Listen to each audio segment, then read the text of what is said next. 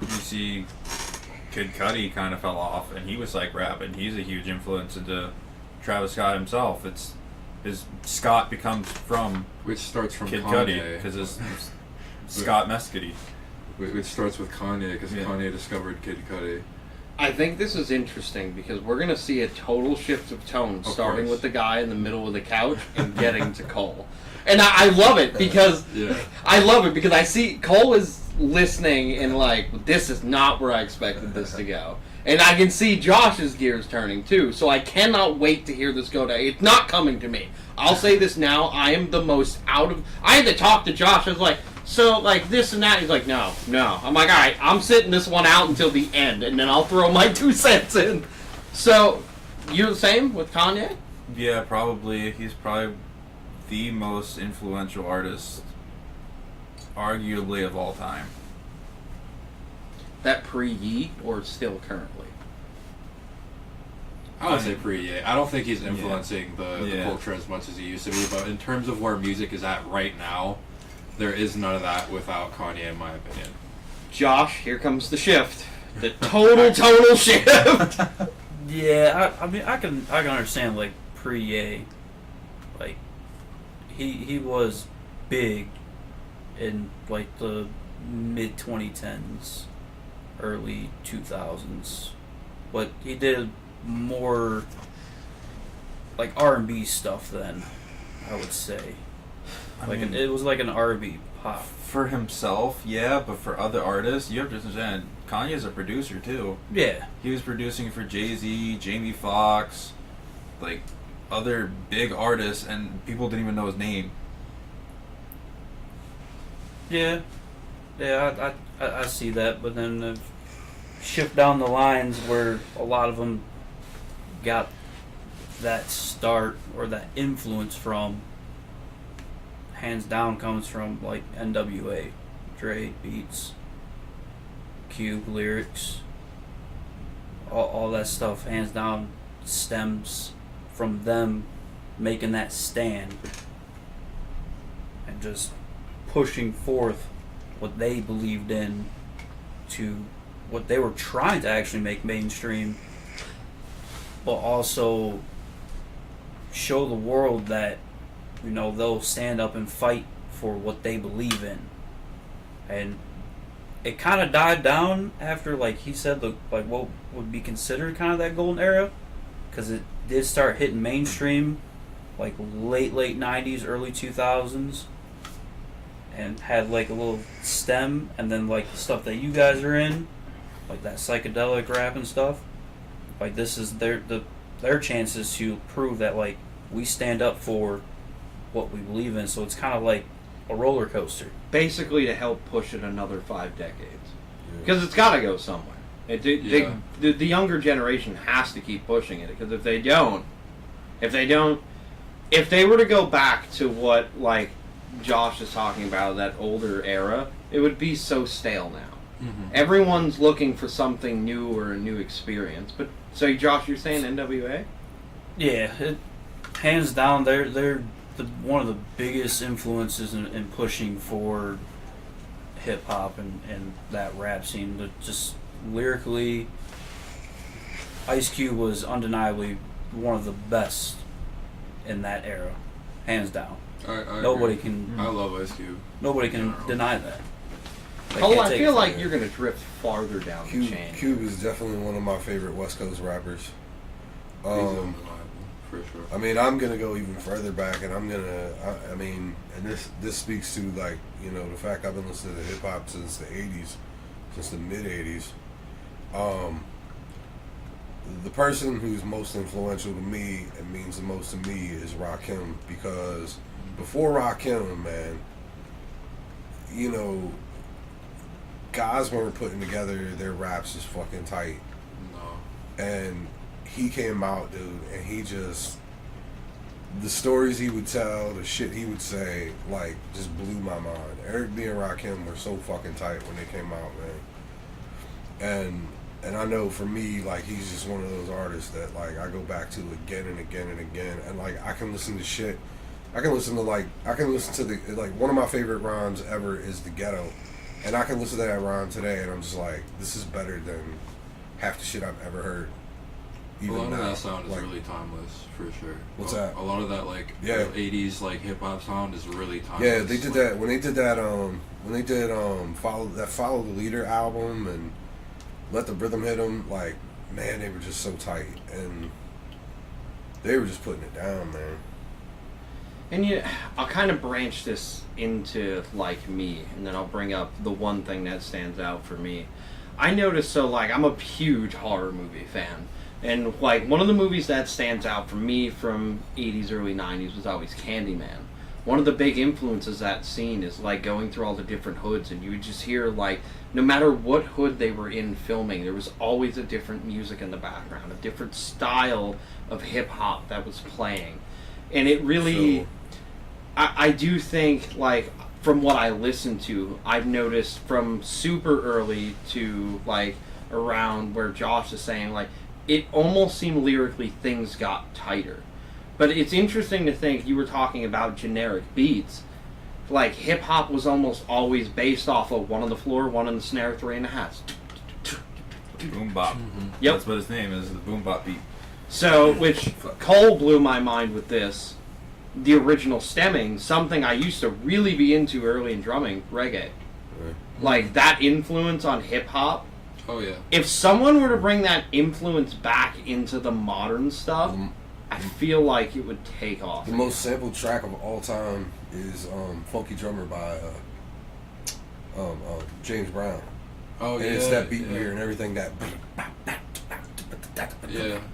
I mean, Yeah, the amen like, break. yeah. Yeah. Yeah, that break has been sampled in more It music is than any insane. other track.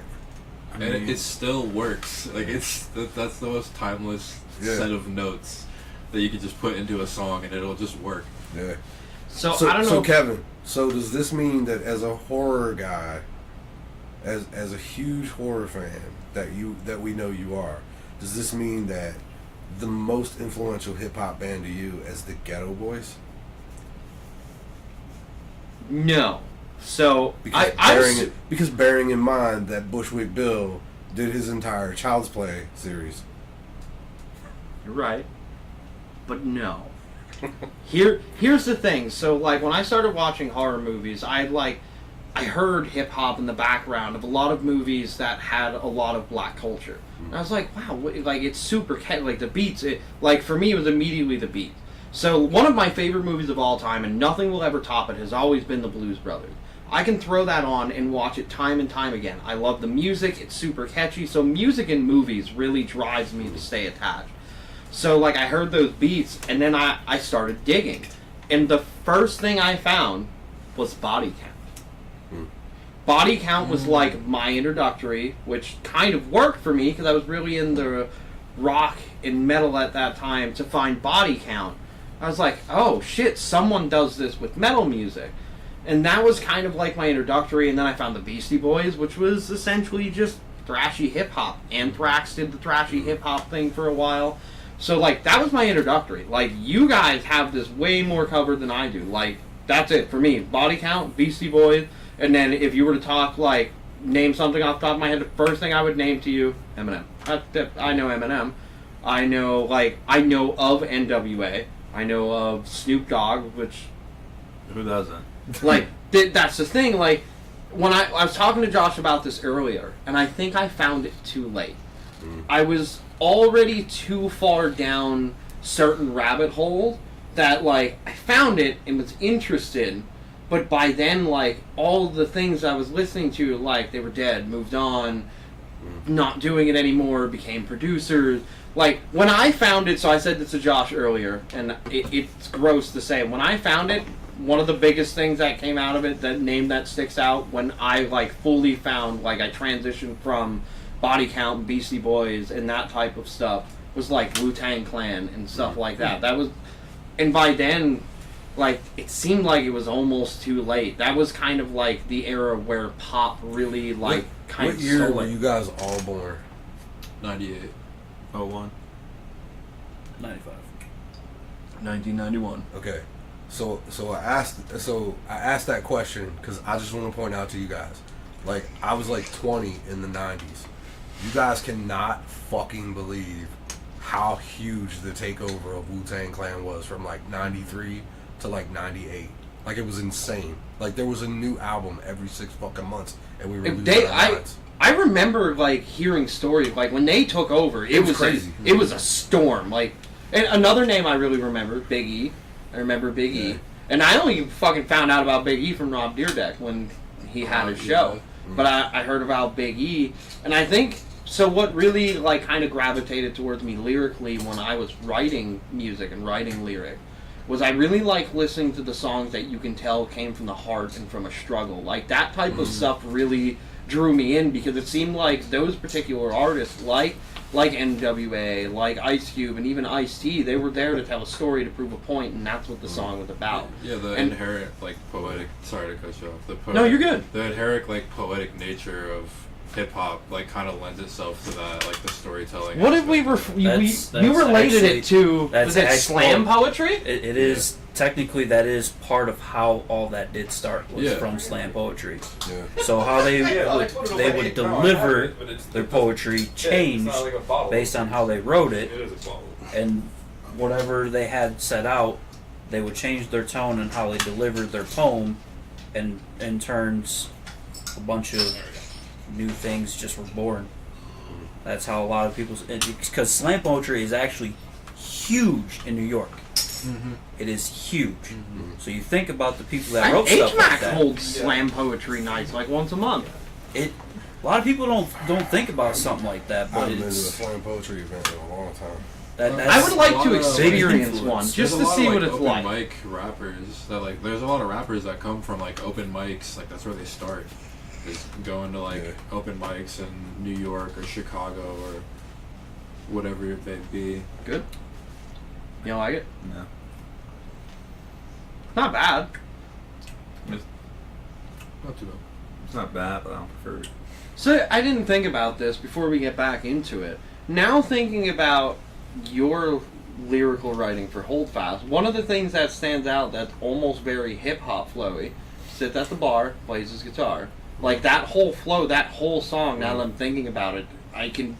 Like, if you were to pull the instruments away and, like, throw it over, like, a basic 808 beat, it would just flow right through. Yeah, my lyrics for Holdfast are very wordy, and that's why, because I'm used to writing hip I hop. never, but it's not a bad thing. That's what helped. I personally think not the music itself is what helped hip hop stay for 50 years. It was the lyrical dominance of hip hop, because even down to it, like, I'm not huge fans of all of it, but like, if you were to go through and read things even from Eminem, like the way they word things, hip hop artists are lyrical geniuses.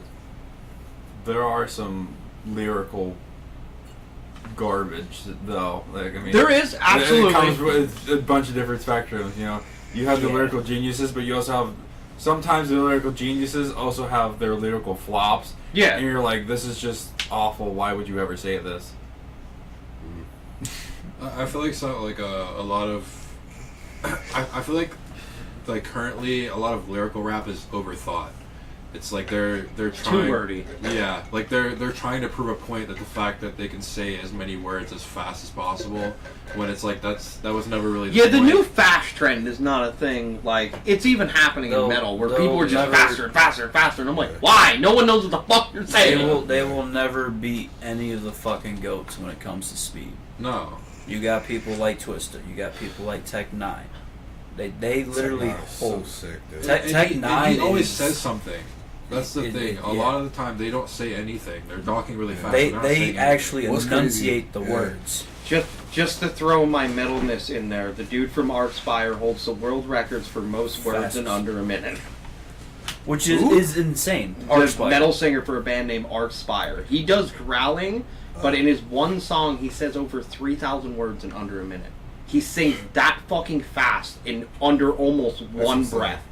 And it's all enunciated. Like, you can break, like, people went down and broke down the lyric track to it, and if you break it down, you could hear every fucking word. I'm like, Jesus Christ. But he's heavily influenced by the early hip-hop era. So he's super tight with his lyrics and, like, dialed. And he just happened to wander into metal, and that's where he put it too. They're insane. Might not be something you would want to listen to. It's very like, it's very Baroness on the tech side of things. Like, it's super technical, but it's super fast. And if you're not keen to listening to like super fast exchanges in music, you're instantly lost. You'll be like, yeah, yep, that's noise. I'd say introductory to get into that would be like Hunt the Dinosaur. Yeah, we'll That'd get be into that at the end of introductory. this. But yeah, lyrically, like early '80s, '90s is honestly like kind of peak for where artists stood. It kind of became stale in like the late 2010s. So, like, Cole, you had brought up where you thought the golden era had ended. What was going Well, on? I haven't. I like. As this is not me defining it. This is Like- defined like by. So scholars, my like question is musical not scholars, knowing what the golden era. what is. happened during the golden era. That Um, definition of the golden era The that golden caused that era. change. I mean, the golden era was when, you know, lyrical content started to take off. Production value improved. The music moved not into the mainstream, but closer to the mainstream. There were a lot of huge movements like the old Afrocentric movement. You had the self-destruction movement happened. You had all these gigantic, you know, players on the. You saw like the first, like, outside of, I mean, well, even they would be said to have kicked off the golden era as Run DMC. Like, they were the first hip hop superstars. Like, they were the first people, like, you know, making millions and touring everywhere and selling out shows and just craziness. First So ones to Kyle- make it to the fame. On the Yeah. Wu-Tang Clan takeover, I didn't know this. Kyle just informed me that the Wu-Tang Clan had their own video game. Yeah. Yeah, it was awesome. That's It was on PlayStation 1. I didn't realize It they was like dope. There's a took lot over of that rappers with much. video games. I miss when rappers made video games. I mean, you. I highly recommend playing that 50 game. cents I highly get recommend rich that quick. game and that. What's that Def Jam Brawl game? Yeah, Def Jam shit. Fight for New York. So Yeah. there's a few of those actually, yeah, but the most Why popular does- one was from PS2. why does which Def was Jams ring a Fight for bell? New York. It was a Because fighting game. that was Not game, Well, musically it- for some. so Is it a they're record labeled. company or label? Yeah. Or, Okay. Def Jam? Yeah. Yeah, so Def Jam was the record label that was founded by I'm blanking, but Rick Rubin and Put you on the spot. right, and Russell Simmons. uh, So that is where Rick Rubin got his start. You know, so even if you go back and you look at the first Beastie Boys album, if you look at the "Fight for Your Right to Party" video, Rick Rubin's in that video. Were they? They were on Def Jams, weren't they? Yeah, they were Yeah, they originally were. on Def Jam. a lot of early artists got to start with Yeah. Def Jam. Yeah. That's why that name rings a bell. You're like video game. I'm like, Yeah, yo, I mean- musically, I mean, that Def like, Jam- as soon Def as you Jam, said you're that, my talking- brain was like, where the fuck did that come I mean, from? 'Cause I know. Def Jam, you're talking Slick Rick, Run DMC, LL Cool J. Speaking of lyrical content, Yeah, holy shit, Cool LL J. was Oh my insane. God. Early LL, Yeah. like that LL, I'm bad. yeah, he's a freak. Nobody Andre can rap 3000. quite like I can. I put a muscle bound band, put his face in the sand. Like, yo, dude, like LL in that era, yo, man, he was crazy, man. I feel like I'm gonna have to have a culture session at your house over some whiskey and hip hop. Come over and we'll watch Crush Groove, brother. early Coolio. You had early Andre 3000. Mm-hmm. Oh yeah, Outkast was. Outcast and fucking Punchable. general. They skyrocketed. Yeah, that's the Andre's name. lyrics. So is- we were talking about the Black Eyed Peas. I totally forgot about Outkast. Will I Am. Let me tell you, the Black Eyed Peas, incredible first album, for sure. Yeah. really awesome second album, And then they fell off and went. and then mainstream. what the fuck is this pop fucking bullshit? Yeah, where Will I am is like carving triangles into his Yeah. head. And I'm So I like, have a nah. question. I got a 'cause phone- I literally don't know. Before you go, where did the Gorillas fall? Gorillas are, I'd say, the same place Linkin Park falls. Yeah. It's that early Yeah. experimental rap Like- rock. Well, Zelda Funky Homo Sapien is Ice Cube's cousin. And if you haven't listened to any of Dell's albums, listen to his first album, I Wish My Brother George Was Here. That's an awesome fucking album, man. Yeah. I was gonna. What was I about to say? We were just talking about something. Sorry, it was just in my head. And if I wouldn't have done it, I don't know. I don't know where I was about to go. What were we talking to before Gorillas? We were talking about Def Jam. Oh, Def Jam. And shit. Andre 3000, Yeah, Cool J. Outkast. Yeah, it was somewhere around that Outkast. Outcast. Well, We were talking Black Eyed Peas. Oh, Black Eyed Peas. That's what I was gonna say. Do you guys know what record label Black Eyed Peas were originally signed to? No. They were originally signed to Ruthless Records by Eazy-E. He discovered them. That's wild. Yeah, Damn. That's but nuts. like it just kind of it didn't work as a fit, and then he died, and then they ended up getting released, and then they ended up coming out later. But that was that's who discovered them, Eazy-E. And oh man, that kind of made me sad because that made me remember how horribly managed that record label was after Eazy-E died. Oh, Yeah.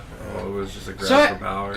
it seems to be a trend where a lot of the guys from the golden era have moved on to promoting newer talent. Is it just me, or is that kind of how things went? I mean, you still got some artists that are still out there. Wu-Tang and Nas, who I just saw in concert last year. Nas is still making Nas is insane, great. A Tribe Called Yeah. Quest has a huge following right now. They're probably more fucking popular now than they were 20 years ago. Honestly, Like, it's insane how popular they are right To now. me, record labels are fucking almost a joke now. Literally, they will just hand some people money just for ghost. Oh yeah, I could get me and Lucas with Cremation Society signed to Nuclear Blast in less than a half hour. Literally, a lot of like You made a singular sound. Congratulations, here's your contract. Yeah. a lot of records now, like before like the early stuff, is just like kind of sell your soul type deal. But which people refer to them people that do that stuff as plants. Yeah, Yeah. industry plants. Drake turned into one heavy. But you think about the people that brought themselves on the up. short. Oh, what? So like Joyner Lucas, he started out as an independent artist. J. Cole was starting out as an independent artist. A lot of those early people like that were independent and worked their way up and just said, fuck a record. Just So do it I got myself. this question, and I know you guys will be able to answer this because I literally know nothing. So this is a great episode for me because I'm getting this knowledge. What caused Eminem to explode? What was it Dre. that? Because Dre. I don't know what it is. I So, just know out of nowhere this dude what named literally Eminem happened- came out. He got a movie. I'm like, So who the fuck is the this movie? guy? It literally explains how his upcoming is. So he was always a battle artist, always. But Dre was on like a tour, I believe, in like that area, and just whatever reason, stopped over there, and was just like listening to him shred these guys apart, lyrically, and was like, I need that white dude. That guy right there, that white boy. Yeah. I mean, It- Eminem had been around for a while. Yeah. He had been doing his thing for a while, and he had a reputation in the underground before Dre signed him. He never around It just for a seemed while. like once he But Dre was the one that saw like, yo, there's His a lot potential. of money here. Yeah. Like, Yeah. like once Yeah. he hit that point, like I was just grazing into it, and it just seemed like the name came out of nowhere. Yeah. It just grew, almost honestly like Linkin Park. Linkin Park was nothing, and then all of a sudden they released In the End, and it just fucking exploded. It was like that because like Dre and Snoop had initially went to New York to sign with Suge Knight. We ain't gonna get into that one though. That's a complicated story. Yeah, That's a No, podcast of it's- its own. yeah. I don't like that guy, to be honest. He's locked up But- for a reason. yeah. But initially, because after the fallout with NWA and everything, and Ice Cube, Eazy, and all that stuff, Dre had met Snoop and everything. They went to New York to get signed with Suge Knight, which Well, Suge turned was out. Suge was LA based. Yeah. And that was what that was. Their record was in New York. Suge had been floating around the music scene for a while. Yeah. And he was the guy that had the connections and was able to shake down and get all the money that they needed to start the label. And they actually had like some pretty prominent like drug dealers and criminals bankroll the back of Death Row Records. And that's how they got that all started. Like that was a criminal enterprise from the fucking beginning. Yeah. But that's what it took to get Dre out of Ruthless, and Yep. you know. Got the kickstart. Mm-hmm. They pretty much were running that '90s scene Yeah. for The almost the Chronic. whole fucking time. Yeah. Every time I think about Suge Knight, I just think about how he hung Vanilla Ice from a balcony. Yeah. Yeah. Like, Vanilla Ice just not a still- good version. Vanilla Ice still denies it. I mean, that was his life on the line if he admitted it. To me, Vanilla Ice was like a goofy like hip hop artist. Yeah. Yeah. He was, I feel like he was very influenced by another like one the where- early 80s party rap. Yeah. Yeah. That's another one where like I was there when that happened, and like Yeah, because I feel like so when he came out, like everybody went, "Whoa, what's this?"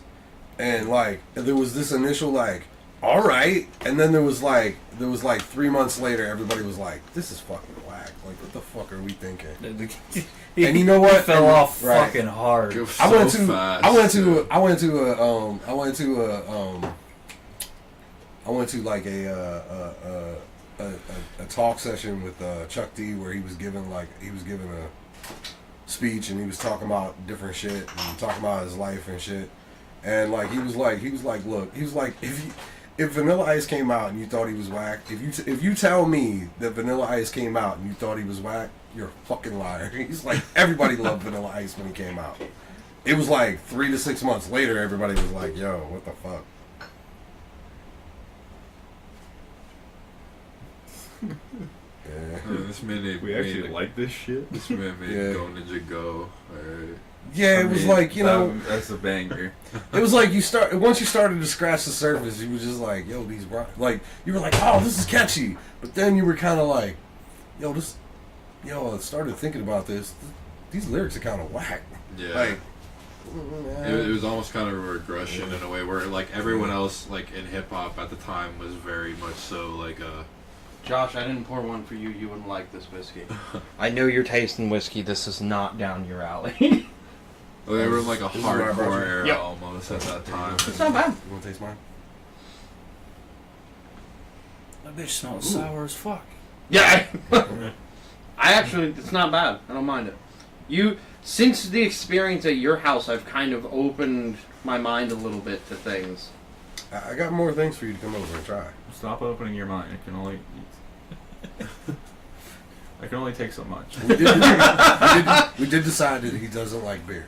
Yeah, Yeah. we're pretty Doesn't solid like on that. The spectrum of things that I had him try, and he was like, nope. I was like, you just don't like beer, bro. Like, you Yeah. don't. Like, he tried. I'm like, no, you Like, there's this very narrow lane that he apparently likes, but like, I'm like, nah, you just generally don't like beer. I love ciders. I haven't had I've had a couple ciders. I was like, meh. But so far, like, the Blake cider, I let Dave try one of the I had one strawberry Zen left. He's like, oh, that's good. I'm like, I had a good cider recently, by accident. But It's make it sound like it was a problem. He fell over in the store, slapped Well, the look, can off the it was shelf, on the- and it was fell on and the- burst look, into it was the- listed- to. It was listed on the draft beer list, and it said orange creamsicle, and I'm thinking, oh, this is gonna be. Oh, I'm that like, sounds amazing. I'm like, oh, this is gonna be like a super like hazy IPA. This is gonna be Even awesome. as a beer, you have me at And I orange ordered it. creamsicle. And it turned out, and I ordered it, and it turned out it was a cider from Down Easter, and it was really fucking good though. I was like, oh, it's kind of hot out today. This is kind of refreshing. Gabe said the same thing about the strawberries and we did. He's like, that is super like summer refreshing. I'm like, I fucking told you. I was like, yes, another one. She's licking bowls. Just a little bowl liquor. I got Rumble Mints in there if you really want to open your mind. Look, if you don't finish it, I'll finish it because I like minty things. I'm probably one of the only people that fucking get The Rumplemints Stand was a that. mistake. Rumble Mints is a mistake when you drink a bunch of Twisted Tea and then throw it on top. That's the mistake. I- No. Kyle's mistake is Rumplemints. Kyle was just like, ooh, on table, whomp. No, he fucking Rumplemints is a knew. mistake in Kyle, general. Kyle Oh, you're talking drank about- an I'm okay with entire that. bottle of Fistful of Bourbon by himself. I tried to hide it from him, and he found it at the Christmas party. Like, destroyed it. Like, I went to pour myself some. I got it. I had one shot glass to try it, and Kyle cleaned the rest of it. You guys keep fucking tempting me, and I'm gonna come over here with that Malort bottle, and I'm gonna have you all drink Malort on the podcast. Are you threatening us? Because I don't. I am threatening you. Oh, Dave All right, Is asked. that a good Dave, time? Dave it's asked gonna me be a if you good were a time for me. full time. Dave asked me if he was a full-time member today. I'm like, pretty much. Like, if he's got time and he's not doing anything, I guess he doesn't like to be home alone. I was like, I'm not complaining because it's nice to have the rotating spot to just, which me and Lucas had talked about even long before we had the other person involved, like to always have an open spot so we can have whoever come to just be that way. So that way, like, if we have guest spots, like, okay, we get a guest and we're all here to hang out. Which, by the way, Lucas knows. We're planning a Halloween party. Ooh, It'll probably be on a podcast night. I know you guys aren't super busy. get it on my hold fast calendar. Well, we'll lock in a Okay. day. We're gonna do a Halloween party, maybe a little costume contest. I was banned from the costume contest, but I'm still gonna dress up. Also, I almost got, before we get back into hip hop, I almost got Ben convinced to let me dress up as a wilderness scout from fucking Up for work on Halloween, and I want him to let me do it so bad. He's like, as long as you wear your blue shirt. I'm like, can I wear the sash? So yeah, we're planning it. We're trying to have some fun. I'm struggling currently with, like, we hard cut hours. Like, a bunch of people got us in trouble, and we were like, we gotta get everything done in 8 hours. And Kayla's on top of our shit. Like, if we are not done, she is fucking blowing up my phone. I'm like, okay, we're leaving, stop. So yeah, we're planning a Halloween party. We still at some point need to figure out a way that we can all hang out with prior guest and previous episode person. We had Studio 327 in Dallas. Would love to all get together and hang out with him. The event I sent you, that was the Creature Feature Weekend. Yeah, Dallas always vends that show. yeah. It's filled with art and collectible vintage toys. Okay. And when I mean vintage, I mean like not repos. These dudes go to yard sales and like they might be a little yellowed, but you will find like actual vintage shit. I took Lucas to one and he was like, that was not what I was expecting. There is so much shit. You walk in and you're like, I don't know where to begin. Like, you make laps. You go, okay, Yeah. I like that, I like this, I like that, I like this. And then you stop and you're like, okay, I'm going to get that, I'm going to get this. And you're like, Yeah, because you're like, I only have so much money, but there's so much cool shit here. Yeah, and it's not just like, as much as it is hard, which is super cool because it's where I've met every famous person on this wall, it's also about, it's heavily influenced by art. And not like, there's more individualism in the artwork than it is like, oh, I reprinted this Halloween poster. Like, this is an original movie theater facade. Yeah. This is what would have been in the glass. I found it at a vintage stand. It was in between two cardboards. I was like, how much is that? And he's like, oh, and he looked at it and they're superficial. They're like, oh, looking at the grade, the print wasn't great. We'll do $50. I'm like, yeah, yep, give it to me. So we can get a chance to do that, even if we got a card pull. I'll take it. It's super cool. I know you love art, and I know that some like just seeing like all the stuff around your house, you would go there and be like, that, one of these, I need this, also that. Kevin needs to print me more stands because I just bought 10 Funkos over here. So, just a little branch off. Also, more white is coming. Oh, speaking of your stands, Oh, next time you talk to Kevin and Jenna at KT Media, yeah. get Kevin the blueprints for the 3D printer for those, if you don't mind. Oh, yeah. Or alternatively, work out a deal to make them for them, Well, I can do that. I'll work with them. because they were talking about, like, I was talking to them and I was showing them my pictures today in my video, and But yeah, they were like, oh, they're like, he makes these. I was like, yeah. So, I'll work out a deal with him. I'm a little iffy on giving the blueprint away to other people because I use So Lucas knows this. He's dabbled a little bit, and we have a friend named Gideon who's really into it. Because I try and make them official, and I add the Funko logos. If I just do it myself, and it's like an under the table, like here's like how many of these, and I either give me nothing, or you're like, next vinyl's $5 off or whatever. That's fine, but I would never like to give the blueprint away with those logos on. I can't pull them off. I would have to redesign them because they're the way they're printed in. So yeah, I'll work with them. That's not an I enjoy running my printer. I printed everything for Just everyone talk to for them free. about it. It's Speaking of 3D printing, PvP printing. yeah, sponsor segment. / Into the Crypt.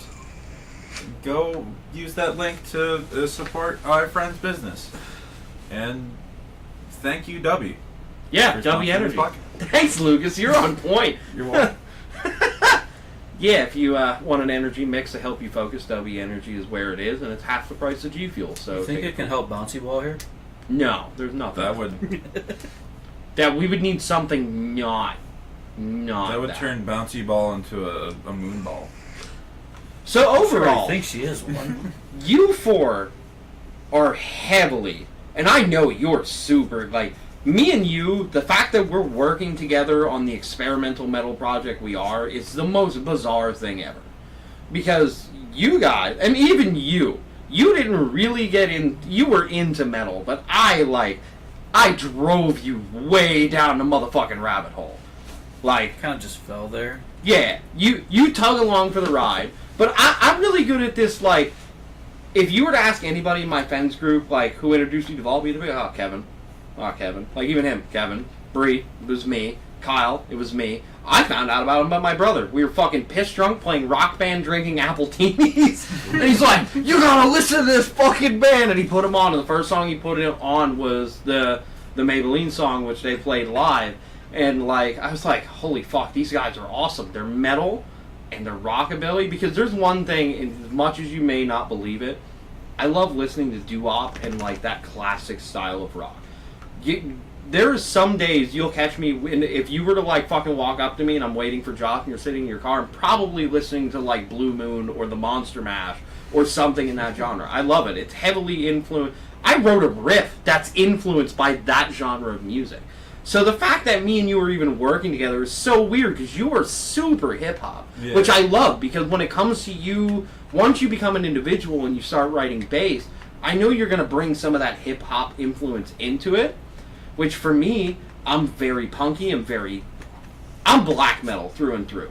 Like, that's where I reside. Like, it's not that, like, people think, and I love it, because you're like, oh, you listen to black metal, you're a Satanist. Well, yeah, I'm partially a Satanist. I'm also a free-thinking person. I like the views of things.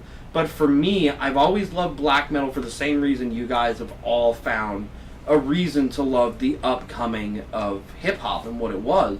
And black metal then was, for me, what really stood out is I was brought up in a super, super, super religious family. Half of them were Protestant, the other half are Catholic. And if there's one thing worse to deal with, is people who are, like, die-hard, devout Catholic that will slap you with a Bible because you pissed in the toilet wrong. And, like, black metal for me was the same to what hip-hop was to all those struggling communities and the people who came from it and all the people, like, black metal for me was being totally against that. Like, I can do whatever the fuck I want, don't stop me. And I think it's awesome that, like, I have all of you who are super into hip-hop and I'm here like, body count? But, like, overall, what really like, is there a specific thing that gravitates you all to it? Like, Cole, do you still listen to it a lot? I don't listen to too much hip hop anymore. I've kind of moved on to other things, but I mean, for that part of my life when I was younger, it was the thing that made me different. It was the thing that I was super into, and I'm dropping all these factoids and random things on you guys because that's my ADD and my weird. But the thing is we're Spectrum all that thing. way. It's my weird spectrum thing where like, I remember musical facts. I think it's funny as shit. I made the post, and I don't even think it was 30 minutes later. Cole's like, you realize I'm like a historian on hip hop. I'm like, historians always welcome. And that's the thing, like... Well, that's why I brought him. Yeah, like I'm Yes. He's the historian of the old, but he's the historian of like the new. I've watched like a shit. But the ton thing of is, I documentaries, love got it. The multiple knowledge books, is amazing. like, like all these types of things, and then like I've lived through a lot of it because like I came across hip hop. The first thing hip hop that I ever came across actually was the Beastie Boys, because when License to Ill came out, I was in 5th grade, and one of my classmates had it and had the cassette and was like, "Dude, you gotta hear this," and like it just blew my mind, absolutely blew my mind. And like I have that album on vinyl, and it's still like I still sit and listen to it. And I'm like, holy shit! Like this is incredible. I feel like something that draws me to it, like originally, like the I feel like hip hop has a lot of like interesting like underlying rhythms to it, and it kind of appeals to me as like someone who like grew up. I was a drummer. I was in like percussion and like band all through like high school and everything like that. So I was like always like my mind is drum oriented. So a lot of that like appeals to me. A lot of the like complex rhythms, whether it's like modern trap hi-hats or like the way that people are manipulating 808s and like under a lot of underground spaces where it's almost like abrasive. That really appeals to me a lot. I feel like the genre is so the peak of it is so untapped. I feel like at this point, because it's evolved into something else. There's like it's almost like there's a hip hop and then there's a rap right now, where like hip hop is like anything on the side of like from your Drakes to to your Plug and B SoundCloud rapper who has like 10,000 listens on their song, and then you have rappers who are like Kendrick Lamar, Danny Brown comes to mind, JPEG Mafia. I would consider a rap rapper who is like lyrically focused. Like their music is lyrically driven as opposed to sonically driven, where a lot of hip hop right now is very sonically driven, at least in the mainstream. Yeah, if I was listening to hip hop now, I'd be listening to Kendrick Lamar and J. Cole. For like, sure. Those are the dudes that like what I've heard of them, like I do enjoy. And it's not that I don't like hip hop. It's just that I've just kind of moved on to other things. Mm-hmm. I'm just into other things. I think that like there's definitely a nostalgic attachment to it for me. I listen to everything. I listen to I've gone to metal shows with them. I've gone to all different types of shows just because I love experiencing all the different kinds of music. And like you said, you're really into abrasive stuff, and you've gone to metal shows with us. And I'm gonna say this name, and you may have listened to him, you may have not. Have you ever heard of the name Attila? yes, yeah. So that's your So that's the entry level into a segment I'll put at the very end of this before we end it. But if there's another, if that interests you, look up bands like Hunt the Dinosaur, Art Spire. They are heavily influenced by the lyrical driven part of hip hop. And that's the one thing as a metalhead that I absolutely respect. And as much as other people want to say I trash music, and I think Lucas can attest to this, we had an episode way back in the beginning where it's like everybody brings songs. And I went through and listened to everything. I'm open to listening to anything. I may not like it, but I'll still listen to it. Because at the end of the day, I love music, and I love the outlet of music, and I love to see how people use it. And I do think that, during the era that Cole said, hip-hop was really driven by feeling and individualism and, really about speaking out about what was going on or what it was like to... I was going to grab that for you. That's what I asked. But it's one of those things where, if you're into that, there is so many, if I can bridge the gap to get more people even somewhat into different genres of metal, there are so many, hip-hop / rap / EDM metal bands that I could send you that are fucking amazing. Oh, for sure. I mean, even on the other side of the spectrum, there's, hip hop that's black metal influence that has black metal samples all over it. That's not bad. Or just really you can tell it's very punk influenced in terms of how it's structured, where it's very short and very punchy and very to the point, or like a lot of the underground is kind of what interests me right now, just because like in high school that's what interests me, and then it kind of with SoundCloud like kind of blowing up for a little bit when it came to like XXXTentacion blowing up and like Lil Peep,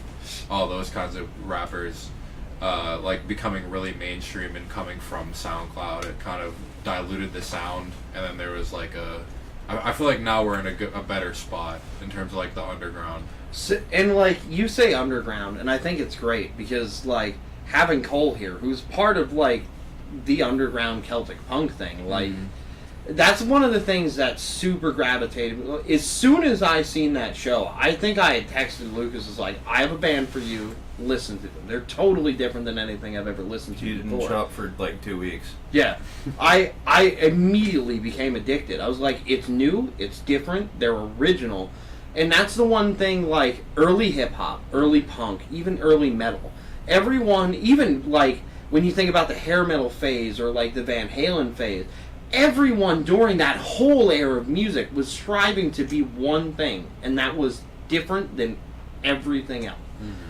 And that's the one thing I think that I respect the most. Like, I'm not the biggest hip-hop fan, but I respect the fact that you can go and listen to 10 artists and get a different message from every single one of them, and everything be different. Yeah, They completely different could all experience, rap yeah. over the same 808 beat, and it would all be something totally different. It's a completely different experience, even just based on, yeah, like you said, like even on the same beat, you can get a different experience just based on the artist. And we call that a cipher.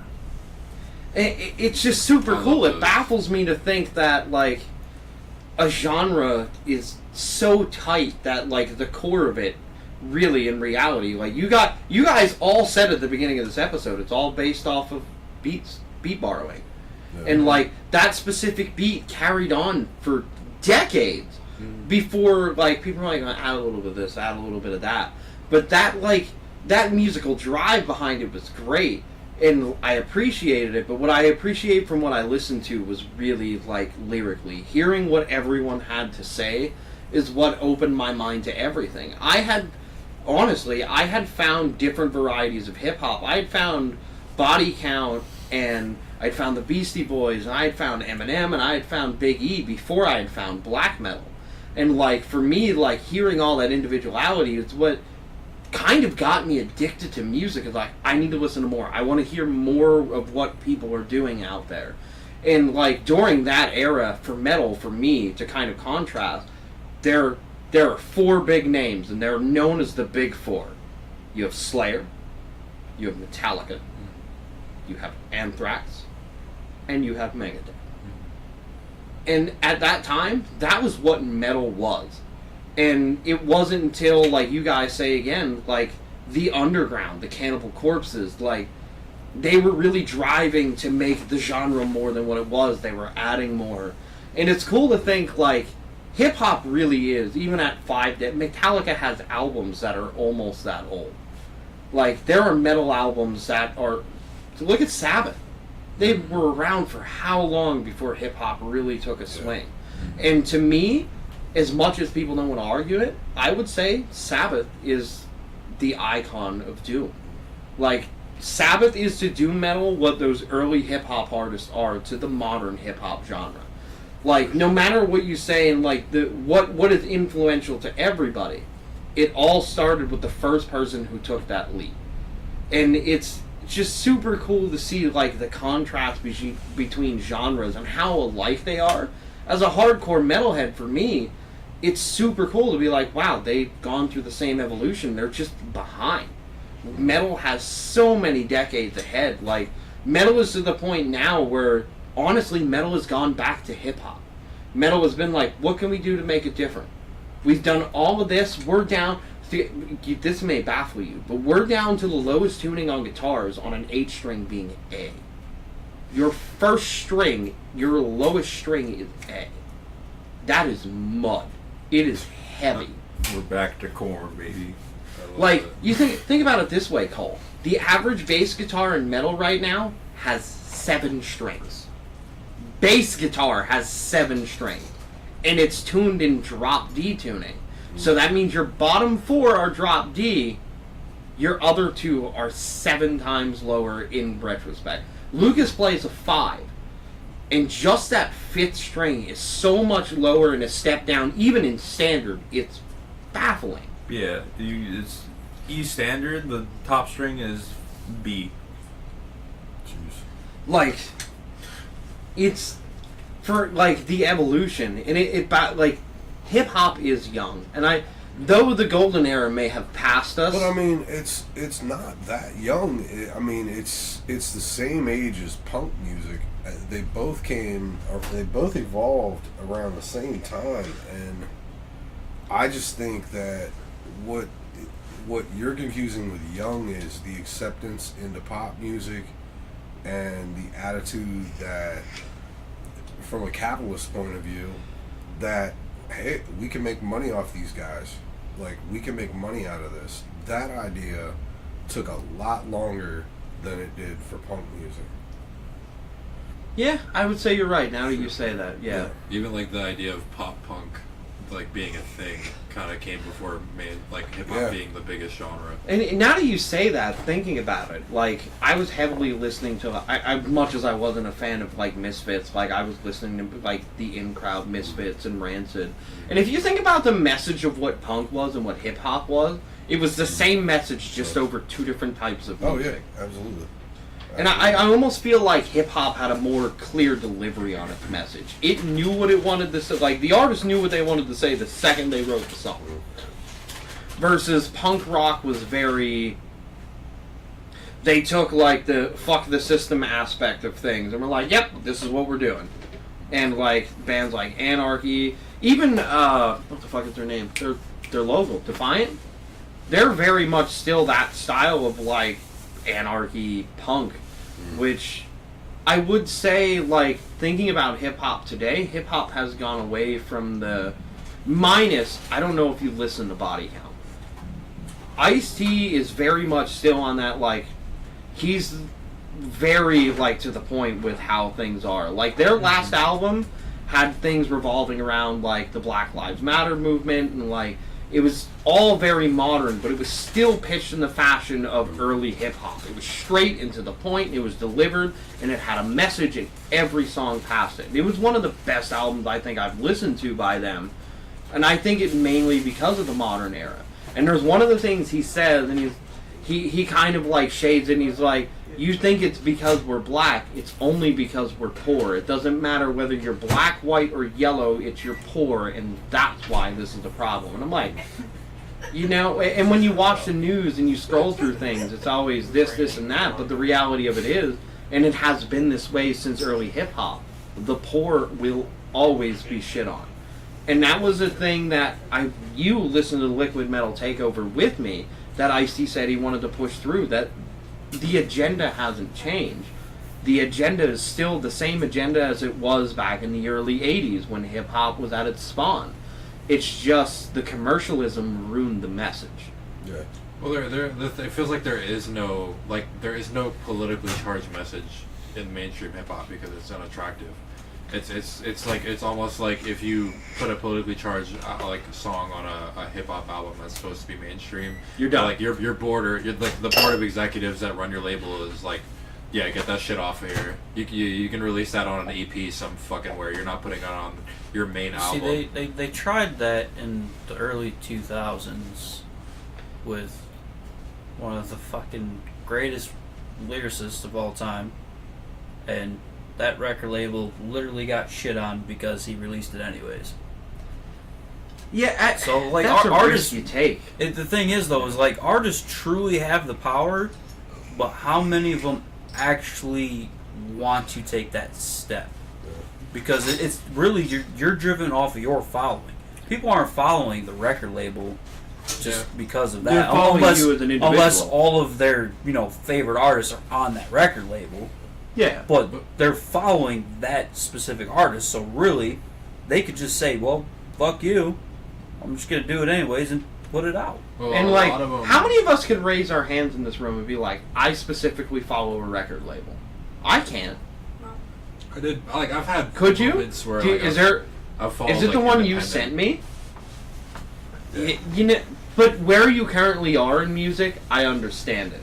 But I mean, damn. They're pushing out like that song you sent me was super fucking cool. They're kind of amazing right now. Easy Eye Sound. But prior to J.R. that, were Rocksteady. you really following a label, or were you following the names you cared about? I'm following the names I care about. It's the artist. That's how it starts. But then like you like the association of it. Even like currently when it comes to like underground stuff that I'm following, whether it be like Haunted Mound or like shout out to Too Famous from New Jersey, and also Sweden, but yeah, like it's always by association that I end up following the label. A lot of the people on like the Haunted Mound label, which is Cemetery, he's like a SoundCloud artist, does like Bandcamp stuff. A lot of his stuff is very abrasive, like very aggressive type of label. Like a lot of their stuff is based on like horrorcore, but in terms of like hip hop mixed like metal. So not like down the Juggalo ICP route. No, or- no, okay. not at all. Like it's less. It's still horrorcore and a little campy, just in terms of like how horrorcore works. But Because you it's say more of a that, and trap, I'm still stunned by like how a specific person that was part of our group looks at that community, and it almost put me off even more. Yeah, From that like genre of hip hop, like it pushed me farther. Like before, I was like, "They're a thing." Like okay, and then after interacting, like I was like, "Man, is this really what their diehard fans are like?" Because I like it even less now. I mean, even getting the Hatchet Man tattoo gets you put on a list. Did you ever get into any of the horror rap shit? Did you ever listen to like Gravediggers and Flatliners and shit like that? He's completely clueless what you're talking about right now. Yeah, I'm totally, bro. You like Ooh. when you say horror rap, you know what I hear? He doesn't know what any of that is. You say horror rap, and Inter- because I think like ICP and Twisted. Intersectionality moment, like Wu-Tang, RZA put together a super group called the Gravediggers. Have you guys ever listened to the Gravediggers? No, I've heard of them. Yeah, this motherfucker knows what I'm talking about. I listened to early 90s 6 Feet stuff. Deep is fucking incredible. Dude. Oh, is that Lucas's It's fucking feedback? incredible. Huh? Yo, I'm telling you, 6 Feet Deep, and then the Shovel the Pick. I got people like fucking... Those fucking albums are like, incredible. Method Man, Redman, Yeah. they all had a fucking super group they fucking had too. Oh, Yeah, but it was like it was RZA, it was Prince Paul, and then they had Fruquan and Prince Poetic from Stetsasonic, and yo, fucking Prince Poetic, yo, one of the greatest rappers ever, one of the most underrated rappers ever. Yo, his wordplay was fucking incredible. And even But like that first album was like straight up like defining the horrorcore genre, and then there were like all these imitator bands came out, and they immediately like pivoted right away from it, and like everybody was like, what the fuck? And they were like, yeah, like, you know, these people are like corny and they're trying to capitalize on this thing that we created, and we're just gonna completely redefine it. It was nuts. Like, kind of speaking of underground, like underappreciated rappers, MF Doom is probably one of the greatest underground rappers of all time. He was just he earned the nickname "Your favorite rapper's favorite rapper" for a reason. for sure. Like just the way that he like puts together lyrics in general, like just like all of his rhyme schemes are so like advanced compared to what a lot of people are putting out, like even putting out at the time. Like just the amount of like thought and craft that was put into just like 3 or 4 bars, you can tell it's just like the moment lasts 12 seconds and you can tell that he took almost an hour to write those 4 lines. It's just like a lot of that stuff is just insane to me. Well, we are reaching the witching hour for the podcast, 12 p.m. Getting close. We got a half hour. And what I want to bring it into is kind of your guys' influence on me. There's a section of hip hop that probably diehard hip hop people don't look at. that kind of really is the driving force that even kept me interested in this episode, because I've legitimately been excited to hear what everybody had to say on this, like, the 5 decades, because I even told Lucas, like, and Josh, I don't know shit. Like, for me, one of the biggest things that brought it all over, and one of the standout moments for me, like, putting aside the Beastie Boys and putting aside Body Count, was when in the early 2000s hip-hop really started meshing with the metal and modern rock community.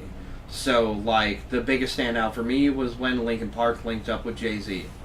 And I think, like, that, for me, for some reason, like, Linkin Park has a lot of great content, but I felt like that collab was probably one of the best things to ever happen.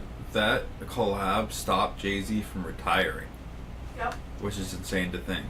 Like, it was really amazing. And, like, to know that that started the crossover where bands then realized, like, that was when a metal was like, oh shit, we can... Whoa, whoa, whoa, whoa, whoa. Whoa, whoa, whoa, whoa. Let's rewind the tape about 20 years. And I'm gonna bury the lead, and I'm gonna point out first that Bring the Noise by Public Enemy was remixed, and they played it with Anthrax and put it on Apocalypse 91. That shit was incredible and groundbreaking. But even before that, Yeah, yes. Oh, Bring the but Noise even is a before huge that, track. and I say I bury the lead, you go back to Run DMC, who basically was sampling rock tracks before anybody else in hip-hop.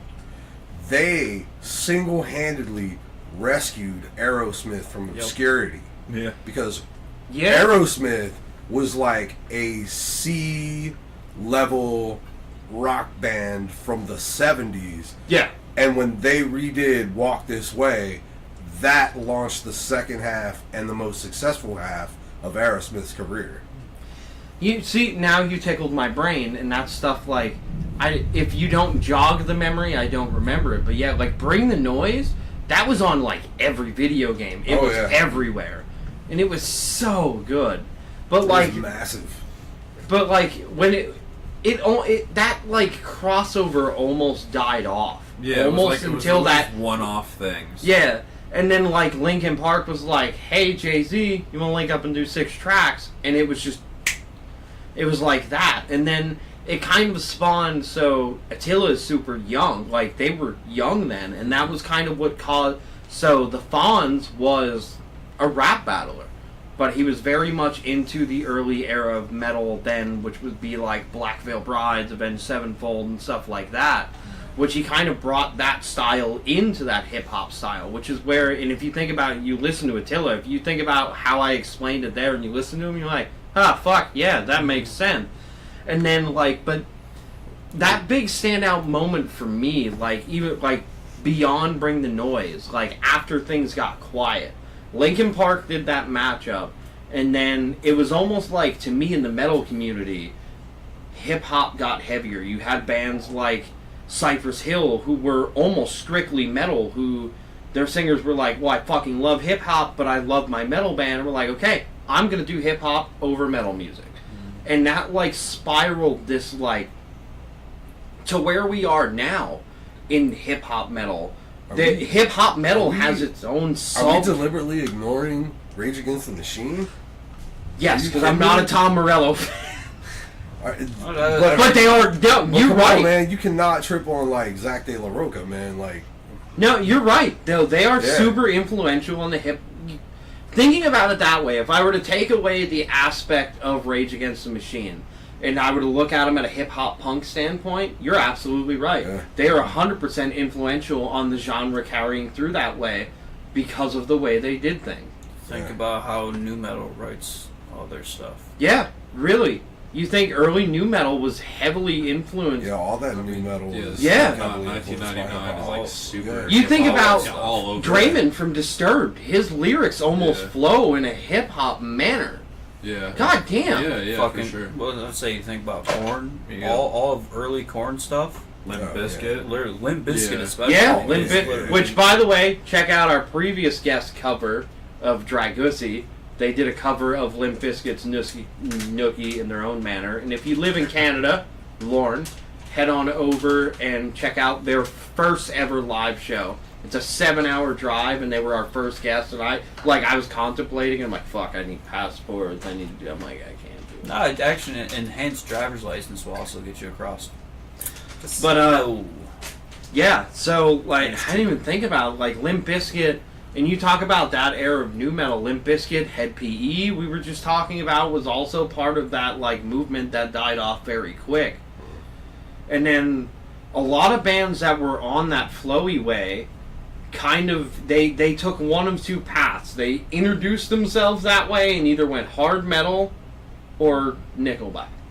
Like, you think about a lot of the bands from that era, and it fucking sucks to say, because if those bands would have stuck, or like if Linkin Park would have not lost a big asset, how big that style of music would be. It's weird. Shifted into like post grunge, and then yeah, it was such a weird transition. I'll hit you with another band that I know you don't like that had a huge hip hop influence. Red Hot Chili Peppers, man. That was a fusion of hip hop and funk music. Because that's all Anthony Kiedis wanted to do was rap. Can I say something? Oh God.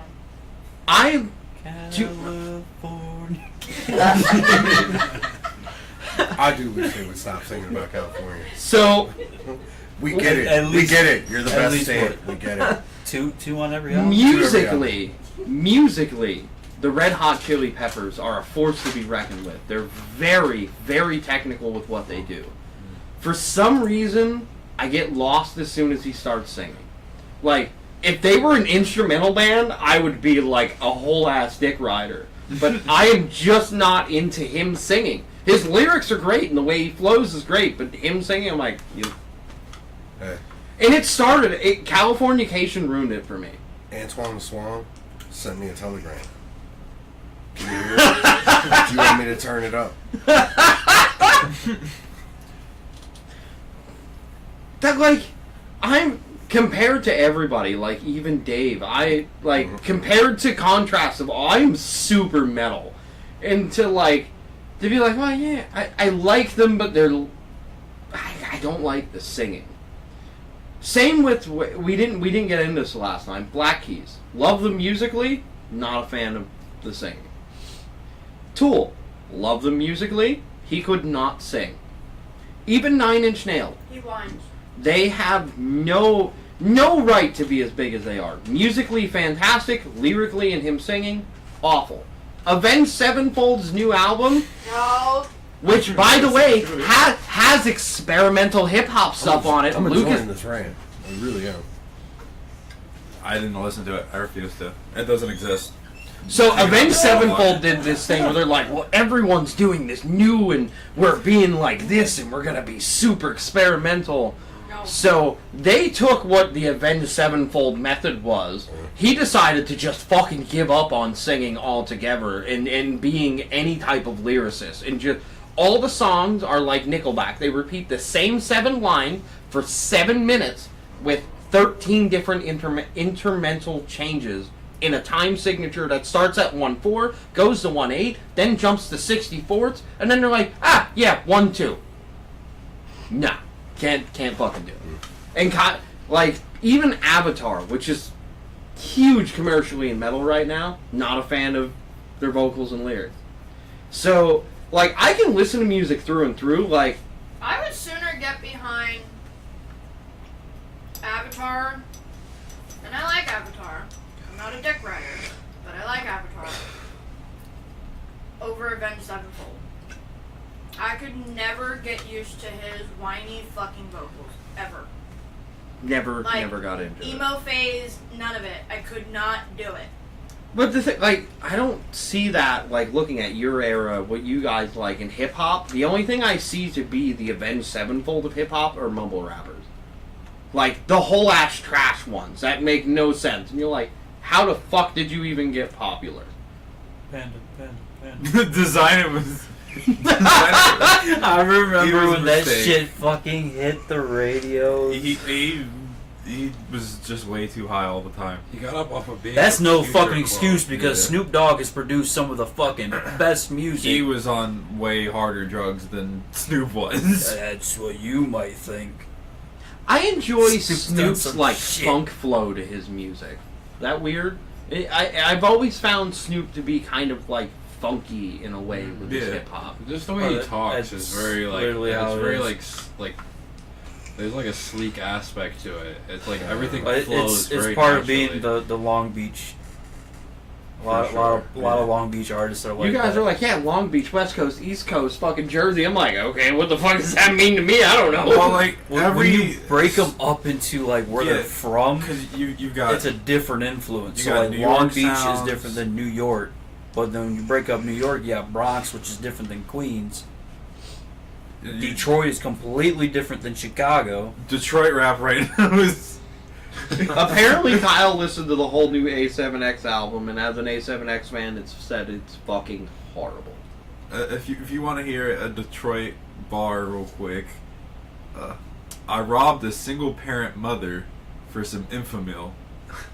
It literally, Detroit rap is all about just doing crime and running well, scams. It's kind of That's pretty much what it is right now. So would you say, so for me, to relate it, would you say like most LA style hip hop is relative to the way Body Count does things? Because I know they're Los Angeles. Is it the same flow and No. style? No? The Body It's Count like is just their own subcultures of hip hop? Is that a thing? Oh yeah. thing. Yeah. Yeah, Oh, you yeah, got for you sure. got your New York style rap, you got your dirty South, you got your West Coast, you got your West Coast underground, you got your New York underground, you got your all over Choppers. the other place underground. Yeah, like you got Memphis, your European Florida. underground. Atlanta. Yeah, it's And yeah. then, like, within those, is there, like, different subcultures of, like, little Yeah. southern... Yeah, Yeah. Memphis rap got there's a ruined by the s- internet. Like it's kind of understated how many subgenres there are within it. Like And Dave gave me a Houston. hard time about metal having subgenres. Nah. I'm fucking mind blown right now. I was like, hip hop is hip hop, and you guys are like, no. Yeah. No. There's that's really different all. ways with different influences. I mean, it's like how East Coast punk is different than West Coast punk. Just like ska is different than both. Subtly, but Yeah. yes. But there's still an influence. Exactly, within like they all each. have their subtle differences, but if you know enough, you're gonna know. Oh, this is an East Coast song versus a West Coast song. If you... Do you think if you put it on for me right now, if you You put a have West no Coast song idea. and an East Coast song, you think I'd be able to be able to tell the difference? I know two artists that I can put on that you just notice the difference. Even if you put on like the most basic, if we just went Biggie and Tupac, you would be able to tell the difference. But Tupac technically wasn't actually West Coast. He Well, just moved out there to get that. It's just I'm just talking about this like the G-funk sound that he was involved with in terms of like Dre's production. Yeah. Yeah, like he's not actually a West Coast rapper. I get that. Yeah, I mean, you hear the difference. I mean, you could lyrically hear the difference, but immediately, even as a novice, you'd hear the difference in production between something like a Dre versus a DJ Premier. You'd hear a complete difference. The approach to the music is completely different. Interesting. Didn't realize how voiced hip hop was until tonight. Yeah. Not just lyrically, but musically. And not to leave out the altogether. Dirty South, because Dungeon Family would sound completely different. I, The production value is Like, completely is there different. any mainstream like Ludacris, Dirty do- South. Ludacris? Yeah. Ludacris was Dirty South. Okay. Yeah. All right. he, well, that- he was by far one of the biggest ones to come out. do you of want to know how Dirty I South. found out about Ludacris? Halloween Resurrection. That's how I found out about Ludacris. I was like, who the fuck is this guy? I'm like, oh, he's a rapper. Well, because him and well, no, you're probably thinking of Busta Rhymes. Oh yeah, Busta Rhymes. That's Yeah, what I'm thinking. Ludacris is in Fast What's and the Furious. Furious? Yeah, Nuts, Ludacris is in He's so Fast good. Fast and Furious. Where's Busta Rhymes? What's is so good, man. But This Busta is is from What's is so good. Jamaica, Queens. yeah. New Yeah. York. So that more. He came out of the Lords of the Underground. That was the band he was in. I was a huge Charlie Brown fan. I love Charlie Brown. Anyway, the huge hit for them was actually the song Scenario with A Tribe Called Quest and the remix to Scenario with Tribe Called Quest. So here's a big name one for me. Fitty. Let me guess. West Coast. Queens. Queens. He's from Yeah, New York. Jamaica, Queens. Yeah. Yep. It's the way that his music is produced. Mm-hmm. So Run DMC is West. New York. New York. So I got them. I got my Coast flip flop.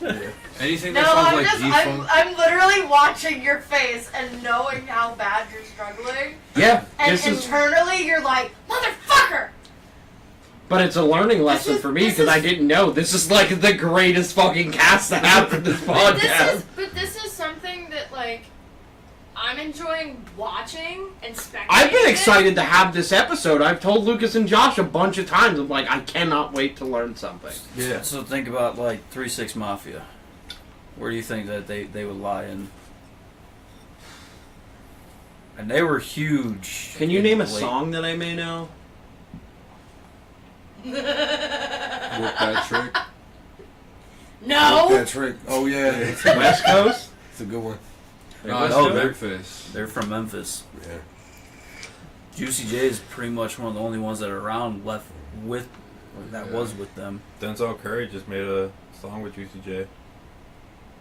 which is really a huge accomplishment from that standpoint of He just who happened to be Juicy on. J is. Yeah, he just happened to be on a plane with Juicy J at the same time, and he was like, "Hey, I like your music."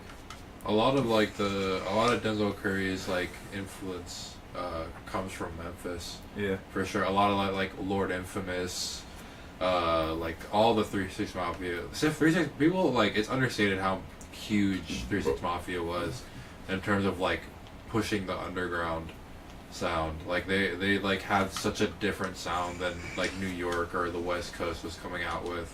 So At the I have time. I have another. If you think of underground, then like Tech Nine is one of the biggest ones For sure. for that. But you would never guess. You would. It would be so left field that you would just sit here and just be figuring out why. So fuck, I forgot what I was gonna ask. Like, Damn. He's one of the only artists that has Shit. played with both Biggie, Pac, M, We're doing. We're doing a, DMX. we're doing a hip hop episode. I should have made a whole jug of Caribou Lou tonight for us. I don't know. They were so good. the only hip hop reference I know to drinks is lean, and I know it's devastating and deadly. Lean does some shit to you, and we know a rapper who's like, Lil Wayne's been on doing that shit for a while. Yeah. Juicy J's been doing that since the beginning. Oh yeah, it's like the There's a difference Houston- between the amount that you control doing shit with that and then just yeah. diving into a fucking pool of it. There are definitely people who like are rappers right now who are like lean fiends. very deeply addicted to like a very strong opioid. But just like early metal bands like Black Sabbath, addiction comes with being able to afford it because Yeah. they have the money and the fundings for it, which then goes back to the record labels are just pieces of shit for it. Still convinced that Ozzy is not human. No, you're not fucking wrong. He's out of his Like when you listen to constantly. what some people did, and then you listen to Ozzy list off all the shit he would do in just in a night, you're like, so you did a line of coke, acid, then you did LSD, then you performed a show, did more LSD, did more acid, and then went home. How the fuck are you alive? It's so sad. And it's I mean- not even like small doses for him neither. No, that was. I think that was one of the things that I kind of hated. They made fun of a lot when they did like the Osbourne show. Like they would always catch a, like a lot of people don't understand that when they were doing the show, he was trying to recover from all of his addiction. So people are like, "Oh, he stutters a lot." Well, yeah, when you're fucking used to doing 7 dabs of fucking acid and LSD every day, Yeah. and then fucking you're like, "Well, I gotta go on stage. I'm a little tired," and just fucking go on and rock it out. But like, at the end of the day, as much as he was always fucked up, he will always be an icon. He can go on. He said there was times I remember seeing an interview, and I think it was on YouTube, where he had gone on stage so fucked up he didn't even remember having a show. But like, you see recordings of when he says that, and he's like on point, on time, and you're like, fucking how? I can't even get drunk and remember how to count. Yeah. What do you- Goes to Can we show, talk about the drugs are bad. Monstermania prices? Yeah, Please? me and Cole Please? talked about him yesterday. Please, just real quick, just touch. In case on you were wondering, if you wanted to meet Ozzy Osbourne, Ozzy is going to Monster Just Mania. saying. right? There's a package just to meet Ozzy is $666. If you want something signed, depending on its size, it's anywhere from $200 to another $600. No, a guitar is $700. Yeah, you can get a guitar signed for $700. Yep. Mind you, there is no option to just meet Ozzy. You have to meet his entire family. Yep. His wife, his son, and his daughter. Yep. But there is a solo meet and greet pack. There is a solo meet and greet package for Ozzy they just released. Just for that, just for a solo photo op, it is $1,700. Oh, and Just let's to not spend- forget, no selfies. No selfies. So if you were to buy that meet and greet and get an autograph, you couldn't get a picture with Ozzy. You have to pay $1,700 just to get a photo with Ozzy Osbourne. Yep. That's insane. That's psychotic. And I was like, oh, I was gonna get like the Bark at the Moon Funko, thinking this was gonna be something I could wait in line like Monster Mania, pay like my up to $100, like Ozzy's autograph on a Funko for me, or like a picture or an album art would be worth $100, or a vinyl. That would be $100 to me. He's a big icon. To think that it's fucking at the minimum $300, Yeah, I'm that's like, insane. I don't make enough money for this. For you to write your name with a Sharpie on something. Yeah. And to probably, honestly, for the shape Ozzy's in right now, probably not be coherent and not be able to have a conversation, because you know he's going to have a fuck ton of security. And that being said, you can buy this package and not be guaranteed a meet and greet time. So you can buy this package non-refundable if enough people buy it and you're at the end of the line, and Ozzy's only signing for 4 hours a day, which is what he's set for, and they can't get everyone through 4 hours, you're not getting his signature. Mind you, you just wasted all that money. So here's a reality check. On this wall are some of the biggest icons in horror. Kane Hodder, Jason, Friday the 13th, Bob Elmore, Leatherface, Tom Savini, who is known to be a legend in horror. He's worked all the way up through everything. He owns a special effects school in Pittsburgh. He's a director, a special effects artist. He's amazing. He's the mastermind behind Creepshow. You have fucking Nick Castle. He is the original Michael Myers. When you think Michael Myers, the first movie, that was him. $40, $40, $30, $40, $40, $60. Like, these dudes in fucking horror are just as big as Ozzy. Where Ozzy, like, I don't know where it comes from. I don't know if it's because he can't tour anymore and he's trying to make ends meet, which he doesn't need to fucking do. Obviously. But it fucking, the most expensive this whole thing cost me $120. There's 2 autographs on it. This Killer Clowns one. I have an autograph from Grant and I have an autograph from Susan. That's 2 actors. That's $120. That's reasonable. Yeah. And so, like, me and Cole talked about it. Like, to go meet someone and pay, like, $130 for a meet and greet and get autographs like me and Bree did for Creator and Sepultura, like, that's reasonable to get that, like, just that personal handshake and an autograph and just a short bit of conversation. Lucas will tell you this. When you go to a con, that is not an option. You got to think of where you are in line and how many people are behind you. If you're waiting for Ozzy, which you know, that style of music is huge. People are going to pay that money. Thousands of people would pay that money just for a chance to stand next to Ozzy. To be like, yeah, it's $666, but you may not get to meet him is fucking ridiculous. Yeah. Like Cole said, that's almost like fan losing status. That's like, Well, and You- the other thing is with Ozzy at his age and the everything he's going through right now. there's no guarantee period that he'll even be there in well enough condition To wanna do anything. to be there. Well, you know, and also, I'm sorry, Ozzy, but like then Cole Brown comes over to your house for free, so. Yeah. I still get happy every time you come over. And he's like, I feel like I'm a baller. I'm like, I fucking love having you over. It's funny as shit. But here's the thing. So I'm gonna name two things here, and you may not know who Ice Nine Kills is, but I'd imagine you I three do. do and Bree does. I've technically played with them. I Ice, have not a clue who the fuck they are. so Ice Nine Kills. Hold on, I need to figure this out. How have you technically played with them? Yeah. We Anyway, played the hang same it. festival, but on different stages. Okay. I'll count it. Okay. I'm gonna count it. Yeah, see?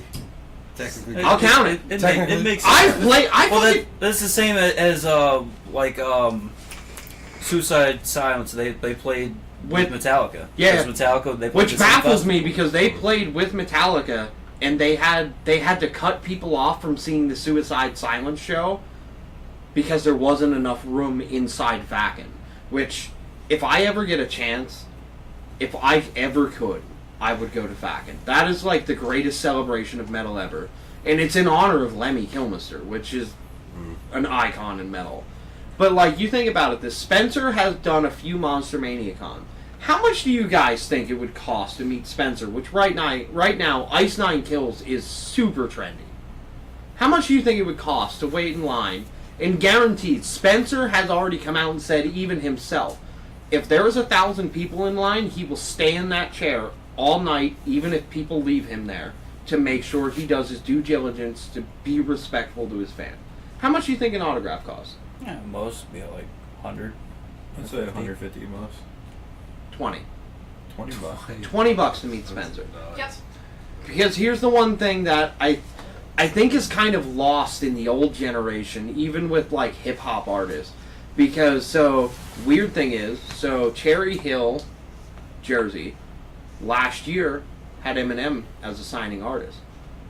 Eminem was only allowing 500 people in line. It was $400 for an autograph. Versus, you think about that, and he's not super old. And then you think about Spencer, who's like, I don't care if the line's 10 hours old. $20, I meet everyone because I respect everyone who is willing to give me any ounce of time to make me who I am. And I feel like a lot of old artists lost their way with that. They're just like, they got so big, like fucking Motley Crue and Guns N' Roses. Like, to get a VIP for them, the Guns N' Roses tour was like $700, and you only got to meet Axl. You didn't get to meet Slash, you didn't get to meet the band. Versus, so like, I paid $200-ish each for me and Bree's VIP early entries for Volbeat. Got super cool cups, we got the VIP lanyards, you got premium seating. Some of those artists don't even guarantee that. You pay, and you said this, Hershey sucked. You pay $700, you also have a general admission ticket. Yeah. You do your meet and greet, now you're in line. Now you're at the back of the fucking stadium with your $700 ticket, seeing absolutely jack shit. Yeah. And it sucks because I love Ozzy, but thinking about what Cole said yesterday, it's kind of like a loss of fan thing. It kind of hurts. Like, you make a shit ton of money, you have royalties, you've had TV Yeah, I mean, shows. it just sucks though because like the artists know they can do that. Yeah. They know like if Ozzy charged the unfortunate thing is if Ozzy charged $100, there'd be the whole fucking everybody would get it. Yeah. You know what I mean? And everybody'd be in line and he'd be there forever. He'd have to be at the show 4 hours early to sign autographs for 4 fucking hours. See, Oh, that's yeah. where, People so are like gonna at be a taking show, at a Yeah. show that might be a thing. At Monster Mania, no. Yeah. Autographs start at a certain time and they end at a certain time, and if they cut the line, you're done. So I mean, that's I'm a the fan of that because even I've done that. I've dabbled in that with sports, where it's like you want an autograph, and it's like, yeah, it's $100 for an autograph and photos and all that shit. So there's not a whole lot of restrictions, but also like there's only 100 tickets, yeah, so you have to buy yeah. one of the 100 tickets. So don't fuck about because the player's only going to sit there and sign 100 autographs, take 100 photos, and then they've got other shit to do. So to give you an idea of what a horror con is like, basically you go, you pay to get your entry. There's the artist room, which has a bunch of shit and it's everywhere. And even like there's podcast tables. You can go and promote anything. They So at Gettysburg, which is super cool, it's close to home. It's a really, the way I like to describe the Gettysburg event, it's a homey family event. It's super relaxed, and like Lucas was there, you're not rushed through things. But you go in the artist room, it's just like an amusement park. If the artist has to go do, if for say, so my Killer Clowns thing over there is autographed by all the Chiodo brothers, the directors and designers of Killer Clowns from Outer Space. If they and the two clowns, if they have to go do a panel, you either have to stay in that line and wait, or go to the panel and come back and get back in line. But at the end of the day, autographs start at 10 and end at 5. If you don't make that cut, that's it. Just like an amusement park. You didn't get to ride your favorite ride? That sucked. And, like, I get that some people are huge names. Like, Ozzy is huge. And, like, Black Label is huge. Like, Zakk Wylde. But I've seen things where Zakk Wylde has gone to events and just signed autographs for free. Like, you paid $150 for the meet and greet, and he does selfies. And, like, I'm not a huge fan. There's been... It just baffles me that some people think that they're worth that price range. Yeah. I mean, I've seen Black Label 4 or 5 times. And I'll see him again. But one of the things that does drive me nuts at this point is that Zakk is capitalizing on he's selling stage used guitars. So Like $1,000 ticket? yeah, and the thing is that what that's turned into is a cash cow for him, because there's people that will buy them. And so every fucking song, there's a tech handing him a new guitar. Every fucking song. And so, you know, they're playing 20 songs a night, and he's getting 20 guitars that he's signing after the show, and they're selling for $1,000, $2,000, because people are paying for it. You know, people are paying for it. Yeah, it kind of sucks that like a lot of older artists that are currently living kind of just based on the brand of themselves at this point. Like they'll kind of use that to its full extent. Yeah. As opposed to trying to push the genre of art that they were so influential of, like trying to push that forward still, or even trying to be involved. Like a lot of older artists right now, like they aren't even making music. Like they're kind of just living off of Royalties. Well, yeah, that's it. Like they're living off the same songs that they made, 40 years ago. And I don't see an issue with that, because if you put the work in and then you come to a point where you're like, hey, like I'm done, I'm gonna live off what I did.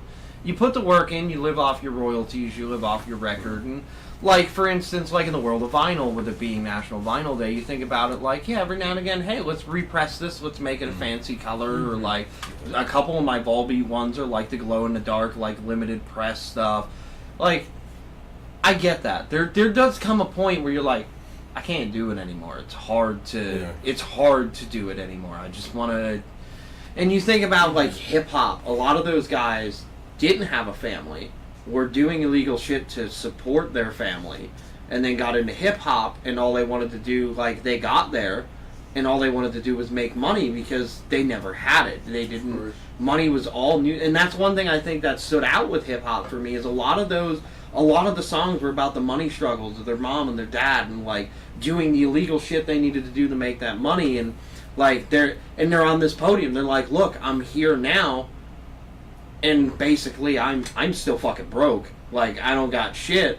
And then they get to a point where they're like, yeah, I passed my message on, I'm gonna chill out now. And they have the influences never go away.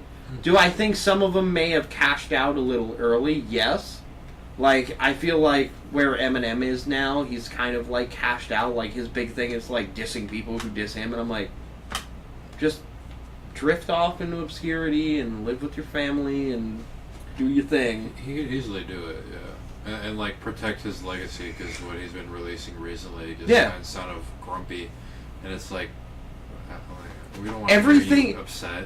Everything coming out of older hip-hop artists almost feels confrontational now. They're like, you stepped on my fucking toes, and now I gotta do this. Like, Let the kids step on your toes. At least they're trying. You don't need to respond back. And I think that goes back. I think it really harkens to all the guys who were in the rap battle era. They're like, well, fuck, you stepped on my toes. I gotta do something now. That instinct comes back, and they're just like. But what comes out of them, like production wise, is just that. You're like, okay, that was. It's Cool. a lot of it too. Like a lot of rappers, like they have a producer and a sound that they have stuck to for so long, and that's kind of what made them big. And then they kind of get away with that and think that they can have their own beat selection at any point, and like they're always gonna pick the best beats or whatever, and they kind of end up defaulting back to the same things that they've been doing. And it just makes it really uninteresting. I feel like that in terms of like, especially with Eminem recently, after like with like the Kamikaze album, especially Revival, where it felt like he was trying to make a lot of like a bunch of repeats of the hits of like the Pink songs that he was involved with, and like the radio hits, and like trying so hard to get a message across that like at the end of it all, it's kind of shallow. Where like, you know, we're talking about how we shouldn't be divided, or like we are divided, or like it there's no like definite it feels indefinite. It feels like you're complaining into a void sometimes for a lot of these older like very complaining rappers nowadays, at least. Like I would rather hear Eminem making something along the lines of like Jay-Z's 444, or like Nas's King Disease, where he's honing in on his craft and making it the best it can be, as opposed to like being a reaction to what your genre has become in a like negative way. I mean, he did send somebody to a different genre. Sure, but he was not a good rapper anyway, so. You can say that. Early on, he was decent, but his hardcore fans will. I mean, We'll any tell you hardcore other- fans is gonna dick right anything. Look But at Drake. he was. What, the One of the biggest 14-year-old ones coming girls out that of are it. listening to his pop punk album, I don't think that they have a lot of pull. Yeah, man. The entire music industry is propped up by 14-year-olds. You're right. You are right. That is Don't let true. anybody tell you different. At Those are the end of the same day- ones Why that are you playing all age shows? At the end of the day, Those are Asking the same- Alexandria. and Much things like that Wu-Tang, are hold peak fast of- is for the children. Those are the same 14-year-old. I keep hearing that, but there's no children's You're right. merch. and that's the ones. But who's unlike looking at. Careful. most people, one thing that is respectable for Eminem is he doesn't sign just anybody, and he will only sit with you in the studio if you are alone. He proved that with Kendrick Lamar. Actually, For sure. he told him that all of his friends had to sit outside, and they fucking made a song. But I think at the end of the day, we can all agree hip hop is and will always be a beautiful thing to music. It Of will course. be, it will forever be, like every step of music, a very important part, and it's not going to go anywhere for decades to come. Though I do feel like it is somewhat young in its infancy and evolution. I also do feel, for me, it's very hard to evolve the cores of hip hop. Except for country hip hop, garbage. Garbage. That's a Oh, thing. wow, that's That's a a thing. hill I You will should be stand able to on, grow. and I will Rip hop. fucking. I don't know. die on that hill. Hang I don't know, on, Josh. hang on. I don't know. Sir Mix-a-Lot's Square Dance Rap, fucking groundbreaking.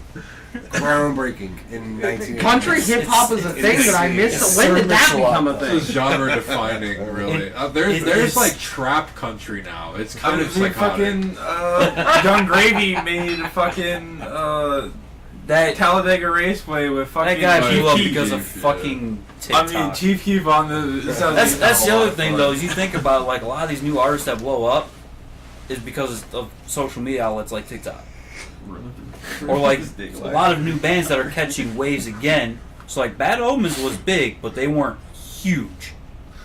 Fucking TikTok. All of a sudden, holy shit! Sebastian's the sexiest man on earth. Fucking TikTok. Get on TikTok, Cole. Just Come on, man. keep doing What are you acoustic doing? singing of songs in tried your living TikTok. room. The Didn't work. marketing campaigns, You're too old. man. You just make some sounds, forward them through. We'll come up with some dances. Give Buzz a hold of the social medias. Oh God. Is that really safe? It might not be. Remember, Sir You got a Mix-a-Lot. 50-50 chance. You're either getting the greatest crafted thing of all time, or this should probably be pulled down and That's scrubbed from a the internet. 75-25. It's Buzz. It's a 75. I feel like Buzz would be posting and be like, next show we'll be covering Grateful Dead. Oh, man. I mean, before we end, I have a game. Oh, yeah, let's do the game, and then I'll do my closing topic. I forgot you had a game. Yeah, you. Alright, fuck yeah, I don't have to sit here. Yeah. Did you Just do the sponsors? yeah. Oh, Lucas did. I did didn't it have to- earlier. You You were sleeping. You talking about 3D printing, and it clicked in my head. Oh, man, there's At a least lot of somebody fucking drinks over remembers. here. This is what this is like? Yeah. Fuck You're yeah. Sitting on your own couch. I don't do that often, by Yeah. the way. It's usually Really taken out by don't. somebody else and a kid. Okay. Hey. The kid owns it. She does. So the way this is going to be played is I have an undetermined amount of songs. I've pulled lyrics from them. And you guys are going to have to guess whether they're old school, which is, I'm going to say, pre-2000, and new school, which is 2000 onwards. Could we get teams? Is there a life? Can I just fucking bow out of this? I mean, you could take your best Can I guess. phone a friend? Poor Travis has to be fucking partners with Kevin. I'm taking you. You're my partner. You're gonna off. carry me through Fuck this. off over there. You're, Oh, we'll put. Can we do I'm in the teams? middle here. It's me and Cole, Travis, and Josh. All right. you get Aria. Oh, hi, Aria. All right. She's sad. So Can't sit with Cole. I'm gonna read it with no flow at all, so I don't give hints of anything. It's just gonna be like this. This is retribution for the. Is it?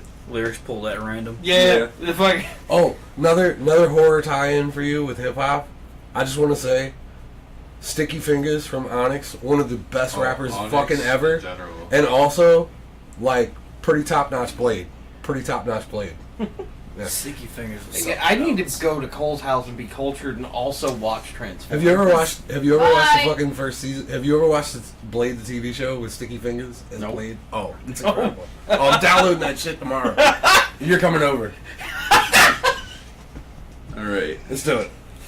The rest is empty with no brain, but the clever nerd, the best MC with no chain you ever heard. Take it from the Tech 9 holder. They've bit, but don't know their next shine from Shinola. Everything that glitters ain't fish scale. Let me think. Don't let her fate get Ishmael. Modern 2000s. Yeah, that's modern shit. Yeah. MF Doom, Figaro. 1 point for Kevin and Cole. What do we get if we win? You get absolutely Satisfaction. Ah, yes.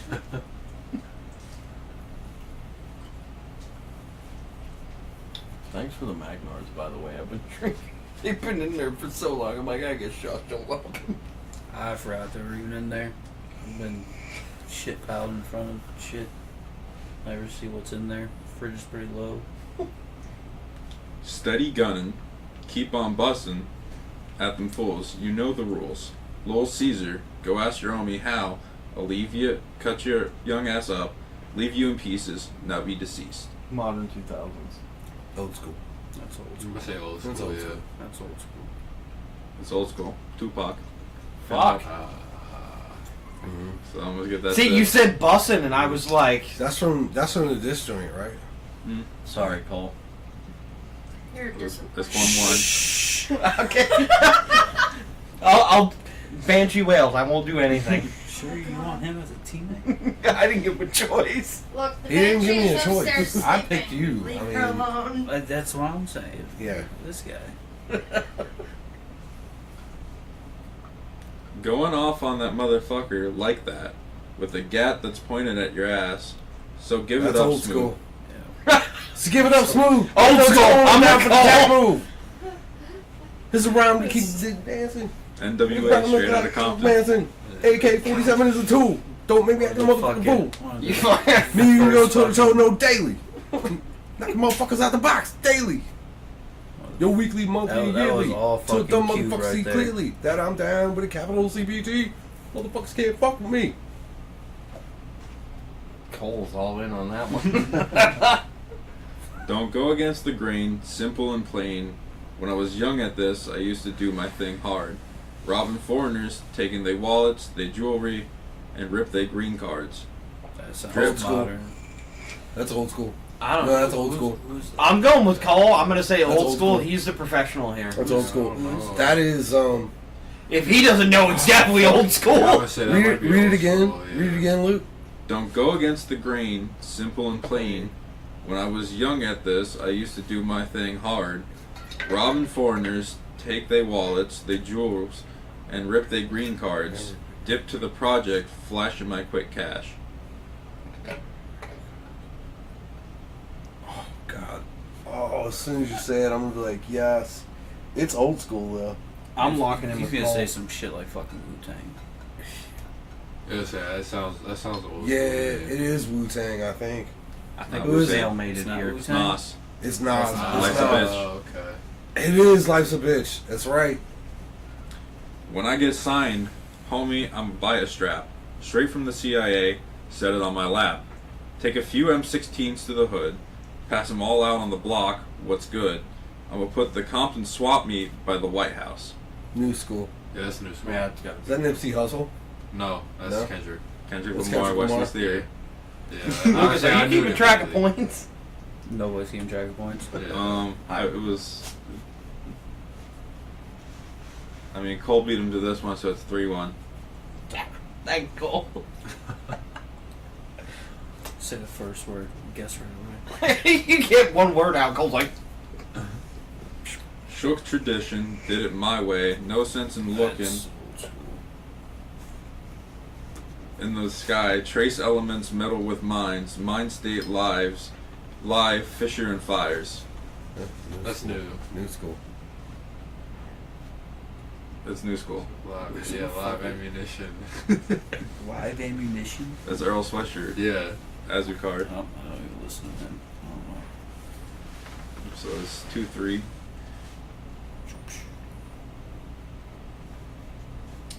I'm like, no matter what the season, forever chill with Smith. I sip my fifth and chill with Wesson. Got my reasons. So tell me, what did you expect? You thought I'd break my neck and to help y'all deck the halls. Oh no. no zoomies. No zoomies. That's gotta be new school. I got other means of celebrating. New school. That sounds very new schooly. I'm gonna go old school actually. It's old school. It's Yeah. Outcast. Players ball. Oh, shit. Aria, Their no oldest song. zoomies. Oh. And you're barking Green. right under the mic. Oh man, we've been peaking. No one told me we've been peaking all night. I'm looking at the EQ on the Focusrite, Lucas. I mean, we're not peaking in. Oh, so I have the gain. I got my clipping set right. Thanks, Lucas. You're welcome.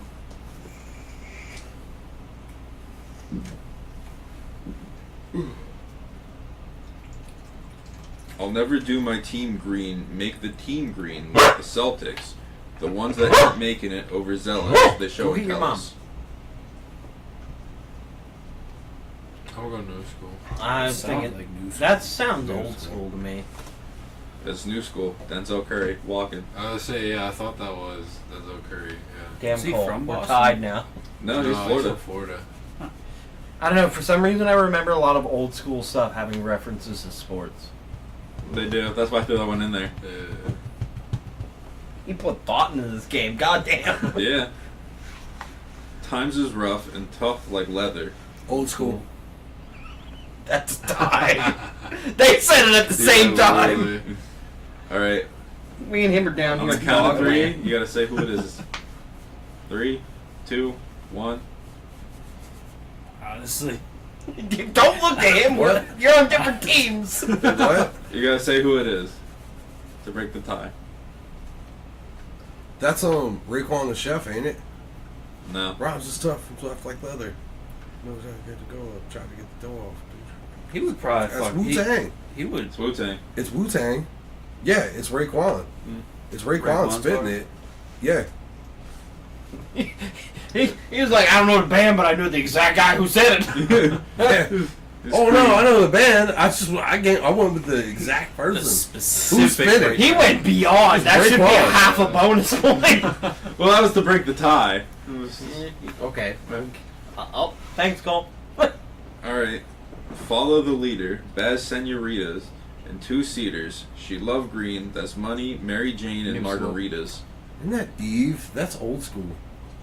I think Alright. that's is that Eve? Is it? No. It's The not new Eve. school? I think it sounds new school. It's to new me. school. Yeah. Mikey, Forest Green. That's a tie game. That's all I had. Yeah. Tie game. They're fucking. How do you want to break the tie, Lucas? You're in the hot seat now. I'm fucking. I didn't expect it to be teams, so I was like, huh, okay. Hold on, I'll give me a minute. This is Into the Crypt. Chaos is what we do. Chaos is what we do. It's in our fucking slogan. Just rock, paper, scissors for me. Do it the old school way. You gonna punch me, Josh? What the fuck? There's not a buggy outside. Fisticuffs out. You want to do this the old school way? It's like, whoa, bro. Fisticuffs outside. Can you walk straight? I can walk straight. Yeah, Yeah, yeah. we can make it outside. After the first experience with Cole, he's fine. We just gotta like run at each other, rock, paper, scissors. Can I say something? While Lucas is breaking the tiebreaker, yous are like the most deadly motherfuckers to hang out with as far as like the Holdfast group. Because like I spent the whole Brimminghorn show in great shape, like a drink an hour. And then I just started, like, the set ended and I was hanging out with you and Dave. And then it seemed like no matter how empty my cup was, it automatically refilled. Let me just say, I have no idea what you're talking about. It was kind of that way when I was at your place. You're like, oh, yeah, let's go empty. We're both empty. New. Rinse them out. Start over again. I don't know what you're talking about. Plead the fifth. I plead the fifth. Whiskey. Josh is my new paralegal. Is that even legal? I'm not even a para. Also, I want to bring this up. The first time I've ever day drank in my life was with you. Oh, weird. First time ever. Like, my first experience day drinking was with you listening to music, talking about music at your place. It's total new experience to me. I was like, I came home and I looked at the clock. I'm like, I gotta eat dinner and do a podcast, and I've been day drinking all day. Ironic. First time I ever You got a day tiebreaker drank was question? playing Yeah, fucking tiebreaker. Call of There we go. Tiebreaker question. My daddy dumped a quarter piece to 4.5. New school. Old school. Jesus We gotta Christ. go. We gotta go opposite at that point. Yeah, I guess. I mean, we didn't keep it tied. It doesn't. We can make Lucas work. I'm not in the hot seat. I'm fucking enjoying this. Listen, let him finish the line.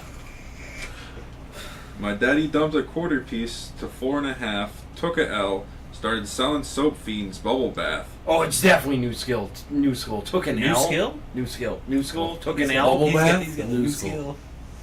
Broke It's new his school. nails, misusing his pinky to treat his nose. Shirt button open, taco meat laying on his gold. I said, Daddy, one day I'm gonna get you right with 36 zips. 1,000 grams of cocaine, then your name will be Rich. Now you can rock it or sell it as soft as leather interior. Drop some ice cubes in it. Debo on perimeter. It's new school. Use the phrase taking an L, and from what I remember old school, taking an L was not a thing that was said. That is a very new school phrase. It's And new- if it was, is it new school? yeah, it's Who the fuck is this? Pusha T and Kendrick Lamar, Nostalgia. I was just saying. See, I was a good partner. Winner. Your new school partner's better Winner. than mine. He said it. Dang.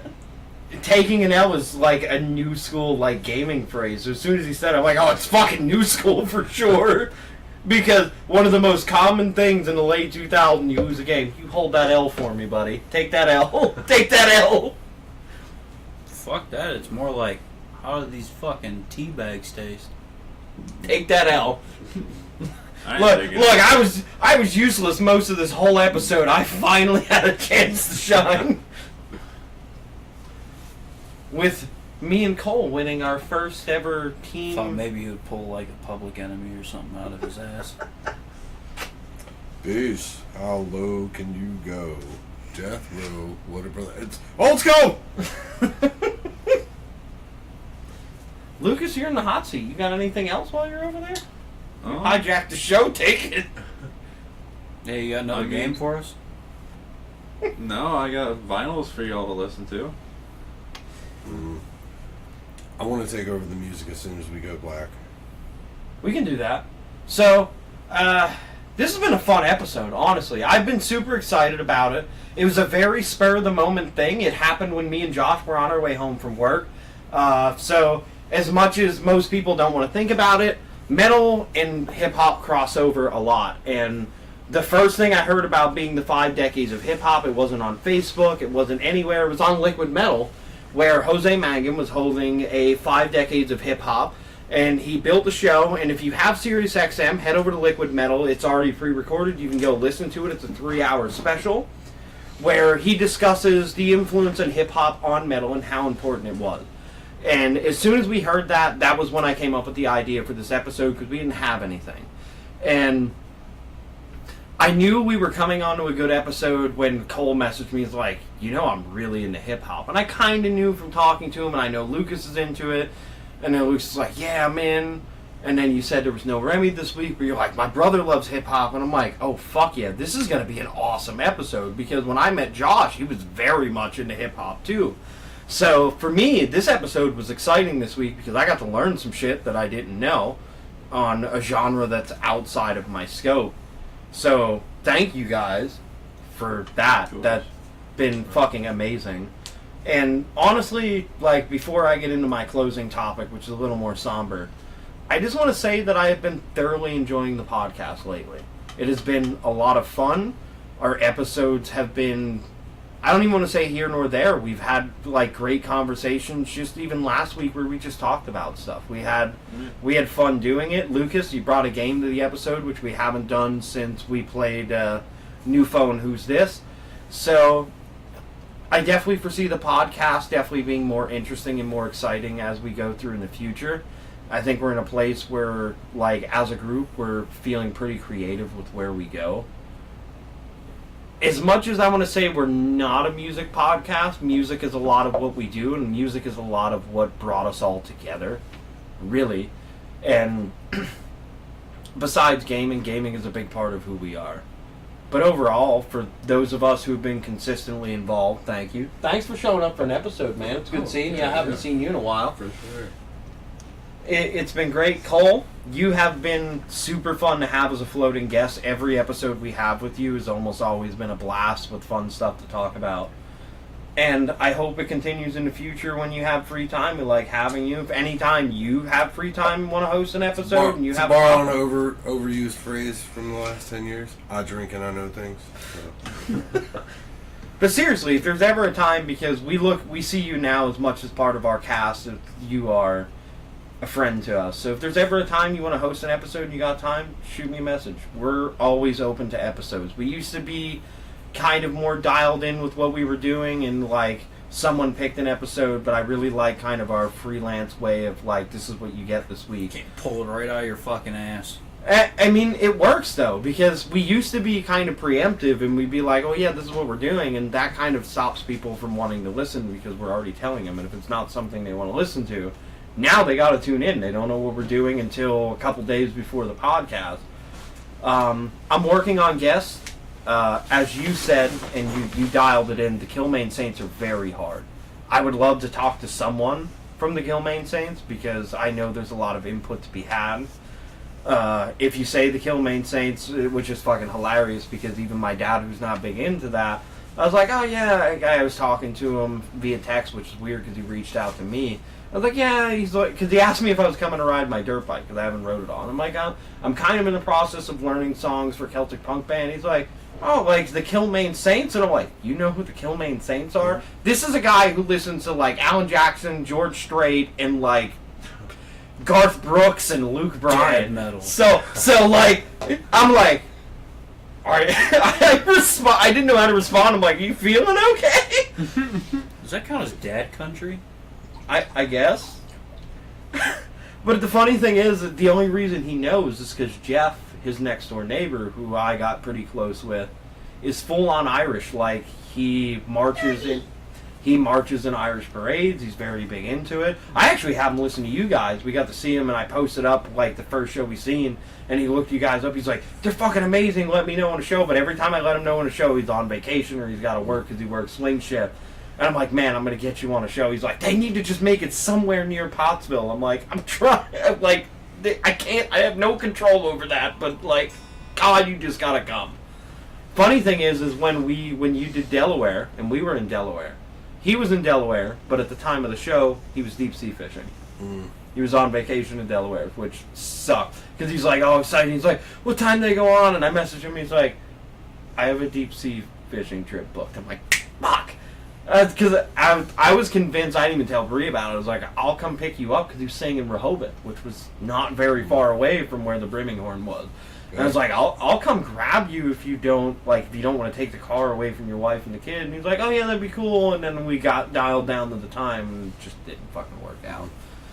But yeah, like even my dad kind of knows about Celtic punk, which I think is hilarious because like if you were to ask him now if he listened to metal, he'd be like, I don't even know what the fuck metal is. The same guy who had a mullet and wore Metallica shirts.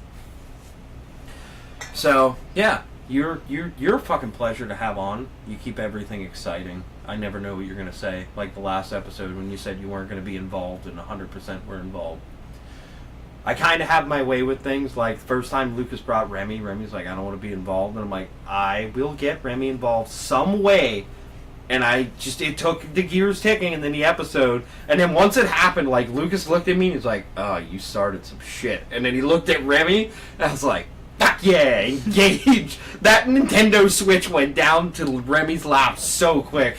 It was just like I was getting death glare. How dare thee talk about that? And it wasn't even anything bad, but I mentioned something that they really care about. It was instant. And like Lucas had this look, he was like, he fucking did it. I was like, yes! Remy watching? They're watching YouTube right now. Damn it! Thanks for joining. Hopefully we can have more episodes where you can join us. Yeah, Yeah, it's fucking exciting. Oh, I'd love to come out. Yeah, for sure. I could have won that. This was fun. So, one thing I want to bring up, and it What kind would you do of... on my team? We would have won. Bastard. We would have been in a landslide. Exactly. It'd probably been like 8-0. I kept it interesting, and they're bitching about it. So one thing I want to bring up, and for me, it kind of rings home, and it was brought to my attention, so... I've been very interested in kind of like the island life, New Zealand and Hawaii, and stuff like that. My grandparents had actually honeymooned in Hawaii on this specific island that we're going to talk about. But I'm very passionate about those types of islands, small places, and like even Ireland, just like the cultures of those places. And it's something that being a volunteer fireman really rang home to me. And I wanted to bring up to everybody that no matter how safe you feel, your life can change on a dime at any moment. So, there's a town in Hawaii that is part of a huge, huge vacation destination. It's a town of about 200 people that in a total of about 2 hours no longer existed. And it really pains me because with everything going on in the world, it's something that I didn't even know about even seeing my news feeds because it's all about Russia or what our government's doing. And then you turn around to find out that a whole city was just erased in a matter of hours. And the stories of the people behind it, to know that tragically, like, and one of the things that I wanted to talk about in this whole like spiel was there's people who had vacations planned to go to Hawaii for this specific area, and they were mad that flights were canceled with no like regard. They're like, well, we live in California and we're used to wildfires. That type of shit is devastating. Yeah, and it doesn't exist. Where are you gonna go? Yeah, and Go look at the something burnt like that frames of is- cars. Like California wildfires are literally the size of Hawaii. So So it's not even like a fair comparison. To So the island I'm talking about is the island of Maui, which as soon as you say Maui, everyone's like, that's a vacation destination, Hawaii. It's a beautiful place, and the city of Lahaina was literally totaled in 2 hours because of a hurricane off the coast and wildfires that were already burning in the back burner. It literally caused the flames to spark up and cross, which also kind of brings into invasive. It crossed fields of invasive grasses that were never meant to be there, that were brought in on imports and exports. It crossed all those fields of dry things and burned an entire city. It displaced the entire city's population was like 2,000. It displaced everyone. There was nothing left. Yeah. An entire city is gone. And it kind of harkens back to how precious life really is in the reality of things. Like, those people lost everything. And it was like wildfires in Hawaii isn't anything new. They have active volcanoes. That shit happened. But it happened so fast that even emergency services couldn't respond. Our military could not respond. No one could respond fast enough to the tragedy that happened. And it sucks because we're so blind to everything going on. We're so desensitized to the way things are. And to think about it, an entire city was erased and the death toll's at like 80. And it makes me sad because for me to think like some of those people were probably key people to that culture. And I kind of felt like it kind of fit in with the hip-hop thing, the culture and how niche things are. Those people have to recover everything in their life. And, like, there's stories where people were jumping in the ocean. That was their last resort to survival, was we lost everything, and the closest thing to us on this island is water. Yeah, It's terrifying, it's sad. jump in the hurricane ocean or die to a fire. Yeah, and I would take my risk trying to swim than burning alive. Because somebody who has volunteered as a firefighter, even in all the gear that we wear, it's super hot. It's super dangerous. You can't see anything. And in the sense where, like, this happened so quickly and so fast that no one could react, even our military, which is known to have some of the fastest reaction times in the world to matters. We couldn't even get our military tanker boats that were stationed in Hawaii to react fast enough to get enough water on this city to save anything. There is nothing left. If you go online and look at pictures of Maui, the only thing left is the ashes and rubble of everything left behind by everyone. And I had posted some pictures in our personal text chat, and it's just something I wanted to bring up. We don't bring this kind of stuff up a lot, and it's sad. And I feel for the people involved. And I wish the best for everybody moving forward. And it just makes you realize how precious and how quick life can take a fucking turn for the worse. And it sucks. It really does. That's all I wanted to put in on this. I wish all the best for those who may be watching this. Or those who may have gone through something like this. Not cool. And it sucks because our country's only concerned on one thing right now, and that's dumping as much money into Ukraine and UFOs as possible. So, I don't got anything else. Personal UFO, I don't care about it. Stop it. I don't got anything else. Lucas, if you want to transition the scene in honor of those who were lost in Maui, if you can transition the scene and pull up Spotify, we will put on a song that is a cover from Hold Fast, which is Wild Mountain Time. It's a beautiful song. And we'll close it out from there. Just Lucas, remember to mute the mic in OBS and transition scene from there. Yeah.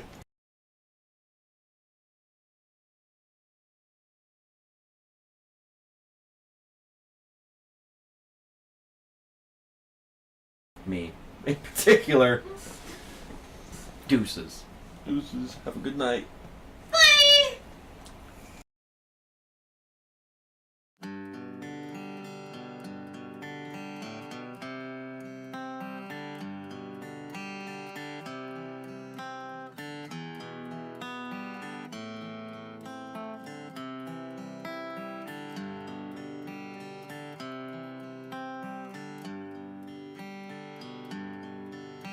the summertime is coming, and the trees are sweetly blooming.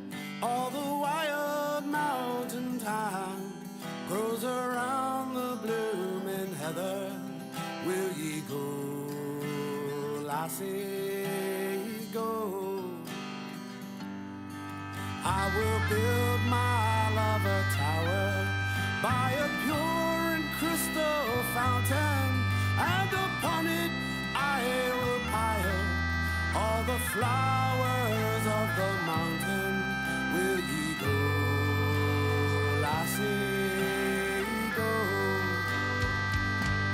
And we'll all go together to the wild mountain top, all around the blooming heather.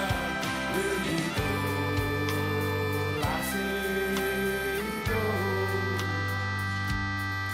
If my true love did leave me, I will never find another. For the wild mountain town, all around the blooming heather. Will ye go, lassie, go? And we'll all go together to the wild mountain town, all around the blooming heather.